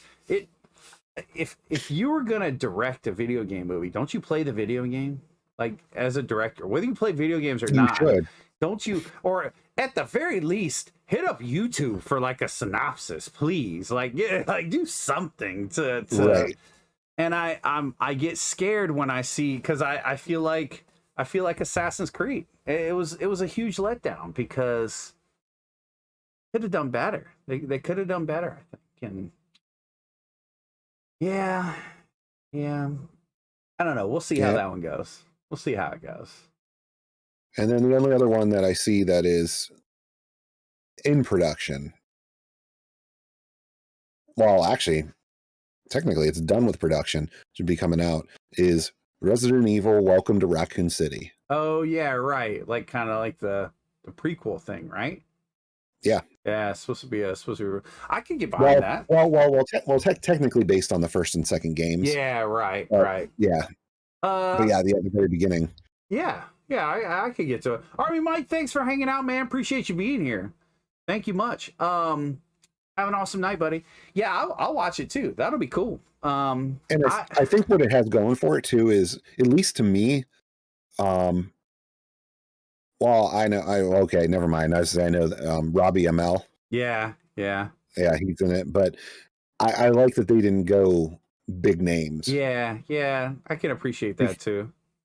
Because sometimes for them to like become the character, unless they're actually the perfect like cutout for that character. Yeah, right. I don't know. Like it's hard to see some people as. Sure. Yeah. But what about Tomb Raider? Are they doing another Tomb Raider? Yeah, it says Tomb Raider 2. Eventually. Yeah, there is a Tomb Raider 2 that is in the works. In the works, kind of. Yeah. Yeah, I'm sure COVID messed all this up. Yeah, I know. We got to get back to making movies. But as far as I mean, just looking at some of the ones that are optioned to become movies, there's a couple of interesting ones. Yeah. Gears of War. Yeah. So there's a storyline. Could be cool. Yeah. And to be honest, they already incorporated him into the games. Yeah. But Dave Bautista. Yeah, right. He should be Marcus Phoenix in the movies. There's another guy. Everything Bautista does, I love, dude. I'm so behind. That guy's awesome. I'd like to hang out with that guy for a little while, man. He's cool. He's cool. Yeah. But wow, that's interesting. Yeah. So Gears of War, and could be interesting if they go the horror route. Five Nights at Freddy's. Yeah, I could see that. Now, I don't want a Nickelodeon Five Nights at Freddy's. But that's, you know what I mean? Yeah, that's what we're gonna get though. It's gonna be it's gonna be kind of cheesy. It's gonna be, and I think that. Oh wait, actually, let me wind that back, because I'm looking at who the production company handling it. Yeah. I don't know though. The production company handling it is Blumhouse Productions. Oh, okay. Which has under their belt Paranormal Activity, Insidious, The Purge, Get Out. Wow. Yeah. Happy Death Day. That's crazy. I like the Happy Death Day movies. Those are good movies. Oh, I know. Those are great. I admit, first time I saw a trailer for the first one, I must have not been paying much attention to it, because I'm like, I never want to. This isn't my kind of movie. I didn't go watch it. When the sequel came out, I saw trailers. I'm like, this looks awesome. Yeah. Watched the first, loved it. Right. Watched the second, I didn't Enjoyed even. it. My wife watched the first one and was like, "You got to watch this movie. It's awesome." I'm like, really? And it was great. It was good. Mhm. Oh yeah, but they got a Saints Row movie in the works. So there's a game series that I don't know what that game went from, like, It's bizarre. okay to like, it's just crazy. Like, it went. It's completely insane. I gotta say, is in the Saints Row realm of things, I actually didn't like Saints Row 1 at all. Yeah. Saints Row 2 was good. Yep. Yeah. Loved Saints Row 3. Right. And then the 4th lost me. Yeah, it went crazy. When they got superpowers and stuff, I'm just like, okay. Like, what? Yeah. Yeah. Completely off the rails. Pixel needs to watch Jawbreaker. Yeah, Jawbreaker was pretty good. It wasn't too bad. You seen Jawbreaker? What the? Are we talking the Rose McGowan? Yeah. It was kind of similar to Happy Death Day. Yeah. Yep, it was good. It ended up being pretty good. That was good. Yeah, that was a good one. But yeah, I mean, so that's pretty much all the video game movies that were out, and the ones that are upcoming. Now, I have a few opinions on games that need movies, but even before I get into that, I got to say, some games though, I don't think they'd be served well as movies. Oh yeah, I think some games, and more often than not, would be served better as series. Sure. Yep. Yeah. Put them on HBO. Put them on Netflix. Yeah. 100%. Even if they only get like a 1-season run, give me 10 45-minute episodes. Right. Because that already is 2 movies worth of time. Yep. And production quality has gone up so much for TV shows. The special effects that you can do, the CGI that's available to them, and so you don't need a mega budget to make a decent TV show now. So I'm with you on that. I like that concept. Yeah, because I mean, it gives it that chance for those characters and the plot and everything to naturally develop. Sure. Rather than you having to cram all that lore into a 2-hour movie. Right. Because I mean, look at it. Most of the games that would be worth optioning to a movie, their cutscenes alone in their games, are, 8 hours worth of cutscenes. For sure. Out of a 20-hour game, I could see lots of exposition. Yeah, any games that I think should be a movie. It shouldn't be a movie. It should be a trilogy of movies, right? And cast, figure out the trilogy before you start. You know what I'm saying? Get a game plan, or like you said, a series. A series would be very interesting. Like, for instance, I mean, I know it's based off books too, but The Witcher. Oh yeah, for sure. Great. As a series? Yeah. That's quality as a series. I didn't play the Witcher games, and the way I understand it, I guess they are based more of the books than they are the game. More on the books. Okay. So yeah, I didn't play the games, and I don't know the books. Right. I only know the games. I like it. What is it, Henry Cavill? Yeah. He Superman. Whole new look on that guy. Like, not bad. I like it. Yeah. So, do you have any that you would like to see come to light? I go back to this I'll precursor with, if they do them right. So, like, if you do them right, I think the story of Final Fantasy VII was just, I think it was epic. I think it was an amazing, but like you said, it's not one movie, right? It's 3 movies or a series. And the cool thing about doing a series in that universe, dude, all kinds of little, think about when you're playing role-playing games and stuff, and you do a side quest. That could be an episode, like a really good, right? And so that can sort of play in, and I like that. Another one that, so before seeing this, that I think, Animal Crossing movie for kids, that's actually great. Yeah, that's actually a really good idea. Yeah, that could be fire. So did you ever watch the Forward Unto Dawn Halo? It was like a CGI. I think it was pretty much animated, but it was that mix of people animation thing. It sounds familiar, So especially you saying that it's a mix of animation. Yeah, right. Let me tell you, awesome. And I think it was like 30, 45 minutes. You should check it out. Even not being a huge fan of the Halo universe, like it, it shows I won't give it all, but it goes into it's students in an academy, like learning to be in the space fleet type thing, and the academy is attacked. Yeah, I think I did watch that. Yeah, you probably because that sounds really familiar. Yeah, and basically, Master Chief ends up saving him. A lot goes on. I'm not really giving anything too much away, but then it flashes to this person grown up, and it's in between two of the Halo games where now this person's going to save Master Chief. It's a bridge type of movie.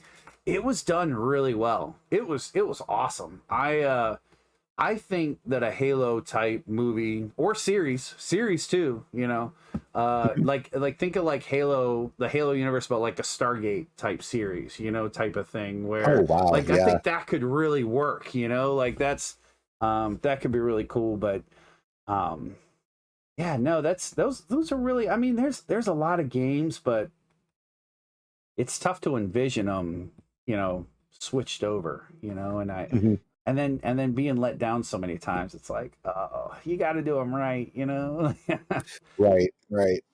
What? I would say I'd love to see BioShock. That's a good one.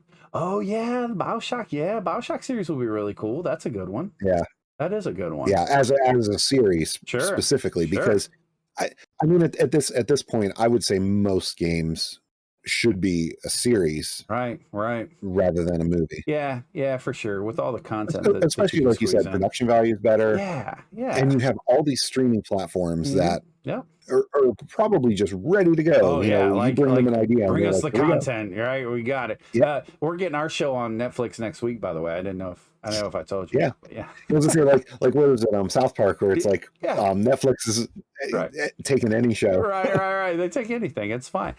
Pacific Rim. I don't know if they made that video game, but I like that as a video game. That's an interesting concept too. What movie would you like to see made into a video game? Oh wow, yeah. Or what movie universe? And like the Pacific Rim universe, I like that. That'd be cool. Don't make that into a video game. That'd be pretty sweet. I think. Go ahead. I was gonna say I'm surprised they haven't made or they might have, and I just might have never seen it. I'm surprised they haven't made off the new series, the Planet of the Apes. Oh yeah, sure. I'm surprised there hasn't been a video game of that. Right. I think it's tough. To go from a movie to a video game, because you're going from the smaller format to the larger format, right? So that would be like a movie to write a book, right? Right. So I think the level of content and stuff like that, I think it'd be difficult to go that direction. I mean, except for obviously tons of movies have video games from them, and you just play the character going through the movie. Like it's not you just play the story out. It's the same story, and it's funny how they can go that way and they get the story 100% on point, right? But then they can't go the other way and get it right. It's like it's crazy, right? Right. One way only. Yeah, right. What about you? What's some you'd like to see adapted? Well, I mean, like I said, BioShock I think would be amazing. Or are you talking movie to game? Yeah, like movie to game. Can you think of any that? Oh gosh, movie to game. Yeah, I know. That's weird, right? Yeah. Not that it would ever be possible because of back to licenses and rights and stuff. I'd like to see Ready Player One actually become a game. Oh, that would be cool. That would be pretty awesome. But I don't know how. I'm shocked that they were able to get that huge of a collaboration into a movie. I know. All the references and licenses and everything. Yeah. That'd be a nightmare. They had to have a whole team on that. Their lawyers were just like, what, you want to do what? Like are you serious right now? Yeah. Dude, I'm just ready for the Oasis, man. Let's do it. I'm ready. Yeah. That's cool. Oh, that's pretty awesome. Think we'll see that in our lifetime? Something similar? So it was funny. We were talking about NFTs earlier. I think that's putting us on that track. I think all of that is playing towards that. That'd be an interesting conversation one week. We should do that. That'll be good.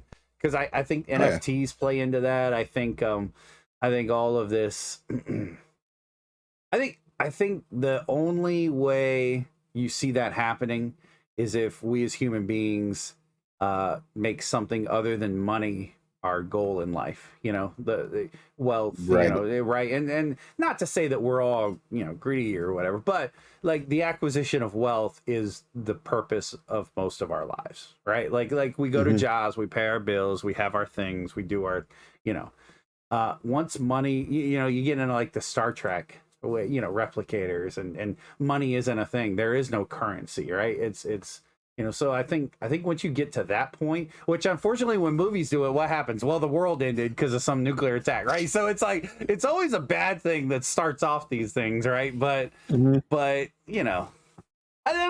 a good discussion for one of these weeks. We'll put that on the list. I like that. Oh yeah. Let's see. Any other movies to games? Yeah, it's a weird way to think of it, Yeah. See now, movies to games though, there have been some decent ones of, in the past decade anyway. Scott Pilgrim. Oh yeah, for sure. Scott Pilgrim translated to a game. Yeah. So great. Yeah, that's true. It's true. But then others have not. Yeah, right. For everyone that has, there's a few that have not. Right. Oh, the Punisher. The Punisher on original Xbox, so tough. Stupid Russian. Awful. Getting flashbacks. Yeah, it's bad. It's bad. Yeah. This is 24 would like the Hunger Games into a video game. I could see that. Yeah. That would actually be really cool. And make it like an open world type. You're in the capital, really? you're in different factions or whatever, and then you go to the games. That'd be kind of cool. Yeah, really. I mean, Hunger Games would be basically like PUBG without firearms. Yeah, right. Yeah, sure. The concept. Yeah. Actually, straight up survival. True. It's battle royale, right? Yeah, no kidding. Yeah, that's crazy. Yeah, it's crazy how well that would adapt. I'm surprised that we haven't seen that. Right. Yeah, a Hunger Games battle royale. Yeah. That's very good. These $1 million ideas. Yeah, right. I'm ready. We gotta make them happen. Yeah. Since there are 75 years maps, you would have a lot to play with. That's right. Yeah, that's true. Yeah, that'd be cool. That'd be pretty neat. But yeah. I mean, there's probably a lot of properties that would do well as games. Sure, for sure. Just not many more are coming to mind now. No, that I really would want to see. That's a tough way to go too. That's weird in that direction. Mm-hmm. Yeah, there's some that like they've had games before, and I'd just like to see more of them. Yeah. Like James Bond games. Yeah, those were always fun. Sure. Oh yeah, for sure. Yeah. I'd love to get new ones of those. Yeah, I like the idea of making a movie in a video games universe too, and having those little things in the background, those little Easter eggs, for people that are fans of. But like the Marvel movies we talk about, you can't make them solely for that crowd. You got to make it for everyone. So, right. Yeah, it's neat. I hope they keep doing them. I don't think we'll ever get to. Someone posed a question. We talked a little about when we were talking about Marvel stuff. Someone posed a question if I thought that video game movies would ever take the place of comic book movies, and I don't think video game movies will ever get to that scale. Yeah. I just don't. I don't know why the translation doesn't work. Me sitting here in my office, I'm like, oh, it's easy. Man, why can't we do Assassin's Creed right? But it's probably a little tougher than that. So yeah, I think there's a lot to be said, because you figure the comic book movies, they're based off of arcs, to where it's not the entire run of that comic. It's also not just an issue of that comic. Right. So for a game, that'd be like like you said, a trilogy for a game is because you would almost have to take like one act of the game, right, to be able to do it justice as a movie. Yeah, and Resident Evil kind of did that. Like they took parts from the different games, and sort of and didn't really keep Resident 1 was with 1 and 2 was with 2, and right. So yeah, I think that's what worked in their favor. Yeah, for sure. Was they weren't trying to get to this end game all in one film, or run across boat docks. Or run across boat docks. Because that I would have walked out. If I have one critique of the Resident Evil series, it's there was not enough boat dock running. Oh my god, stupid game! I gotta tell you, it was awful. So bad. I swear, if this new Resident Evil, well, I mean, it's going to be Raccoon City, so it won't have it. But I say, if it has boat dock running, I will lose my mind laughing. Oh my god, here we go! Like, we got to run this helicopter. I'm trying. Yeah, if that's in this movie and I start cracking up, my wife's going to be like, "What is wrong with you?" Yeah, there are always so many things. It's like there's nothing funny about that. Yeah, except I did it 300 times because 24 can't figure out how to run across friggin' boats. Crazy. Yeah, that was awful. Oh, a little worse. Yeah, I can't really think of any other games that I'd love to see as movies. I don't know. I'm sure there are plenty. Yeah, my big standout's got to be BioShock. Yeah, that's a really good one. Yeah, that's really cool. Oh, I can think of a great one. And BioShock doesn't have to be one of the games. Yeah, it could just be in the universe. Sure, absolutely. Yeah, something in the universe of BioShock. Last of Us. I think Last of Us would make a really awesome movie series if done right. That would, if done right. I could see that. I could see that as like a TV show. Yeah, for sure. Like how, I mean, really like how Walking Dead type situation. Yeah, exactly. And you could have like your first season be before everything happened, leading up to it, right? Because how much of that game, as you play through the first one, was flashbacks to before and how people got where and established relationships. Okay, all of those little chunks are season 1, right? And then season 1 ends with, I don't want to give anything away, but some traumatic events that could have happened to some of the characters in the game. And you're like, oh my gosh. And then season 2 picks up 20 years later, right? And it flows with the game. It could go really well. All right, Hollywood, call me up. I got you. Hit me up. Facebook, I'm ready. I think that would be a good one. That would be cool. Yeah, Last of Us would be good. Yeah. I didn't like the stealth of that game, though. And I wouldn't have to do it because I'm watching it on TV. The stealth of that game, I hated. Ugh. Yeah, I don't like the stealth. Yeah, I just don't do well with stealth. Yeah, no, same here. Same here. When stealth is if breaking stealth is punished with death, I don't like that. No, that's a problem. I prefer or instant failure. Yeah, I hate that. Right. Yeah, it's like, sure, ramp the difficulty up, make me have to fight. Right. But don't just say, "Oh, failed," and then start you over. Right. Just don't do that. Don't do that. Yeah. But I digress. Yeah, right. Ugh. Stealth games. Yeah. But yeah, I mean, I know there's and then there's the stuff that the other side of it, though. It's like, as much as I would want BioShock to be a movie, do I want them to make it? Yeah. And because it would kind of sour things. Yeah, because they're not gonna do it right. They're not gonna do it justice. And I'm sorry, like, military movies, they hire military guys to come in and say, no, they wouldn't stand like that. They wouldn't talk like that. They wouldn't say those type of things, right? And just consultant type stuff. Get a bunch of us nerds on these sets, man. Like I'm telling you, and be like, nah. Ellie would not do that. Like, right? And just, Yeah.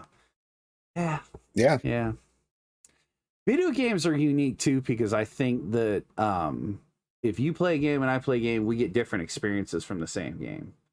And I think that's a tough thing to portray in a movie too. A movie kind of gives you a set path. And you can feel differently about a movie, but the plot is the plot is the plot. You know what I mean? Whereas portions of a plot of a video game could stand out to you more than me, yet we still go through the story path, differently. you know, and right. so maybe that's part of it too. But I don't know. No, I mean that's true because it being interactive media. Right, for sure. Yeah. Even though the plot is following its linear path, you are changing the way you're getting down that path. Right, exactly. Even though the end result is the same. Yeah, for sure. Sure. No, But, so don't make them if you don't do them right. That's my take on it. Right. Right. And you better not mess up Borderlands. Yeah. Oh man, I hope Borderlands is good, and I hope they make like 3 of them. I hope so. Did you see? It'll be a pre-sequel movie though. You saw? Yeah, right. You saw who was playing Tannis, huh? Mm-hmm. Yeah, Jamie Lee Curtis. That should be interesting. Yeah. That should be interesting. Yeah, I like the casting. I'm just like, how are they getting these people? Yeah, I know. It's like, did they go to Jamie Lee Curtis? Like, we want you to be Borderlands movie. She was like, oh my god, I love that game, right? or was she what? if that was the response, then I am excited. Right, like I'm excited. Like, dude, this is so good. But yeah, I know. You hope that the people behind it, and it shows. It shows in the movie when they're passionate about a project. It shows in the project. So, yeah. So, none of this nonsense where the actors in the movie don't even know the source material. Yeah, right. It might already be what's that? Oh no, I was gonna say, like some of the Marvel movies where you get the interviews with the people who be like, well, I've never read the comics until I already had the role. Yeah, right. Like, then come on, man. Like, really? Yeah.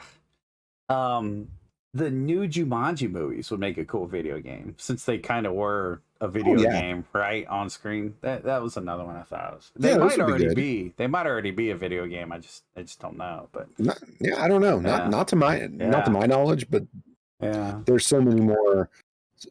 I mean, they could be mobile games for all I know. Right, for sure. But yeah, awesome, man. I think that brings us to a close on that topic. Yeah, I think I video game movies are cool. Don't take them too seriously, and you'll enjoy them. Mm-hmm. But I like that. I love movies. I love video games. It's good. Yeah, there's not enough time for any of it. No, never.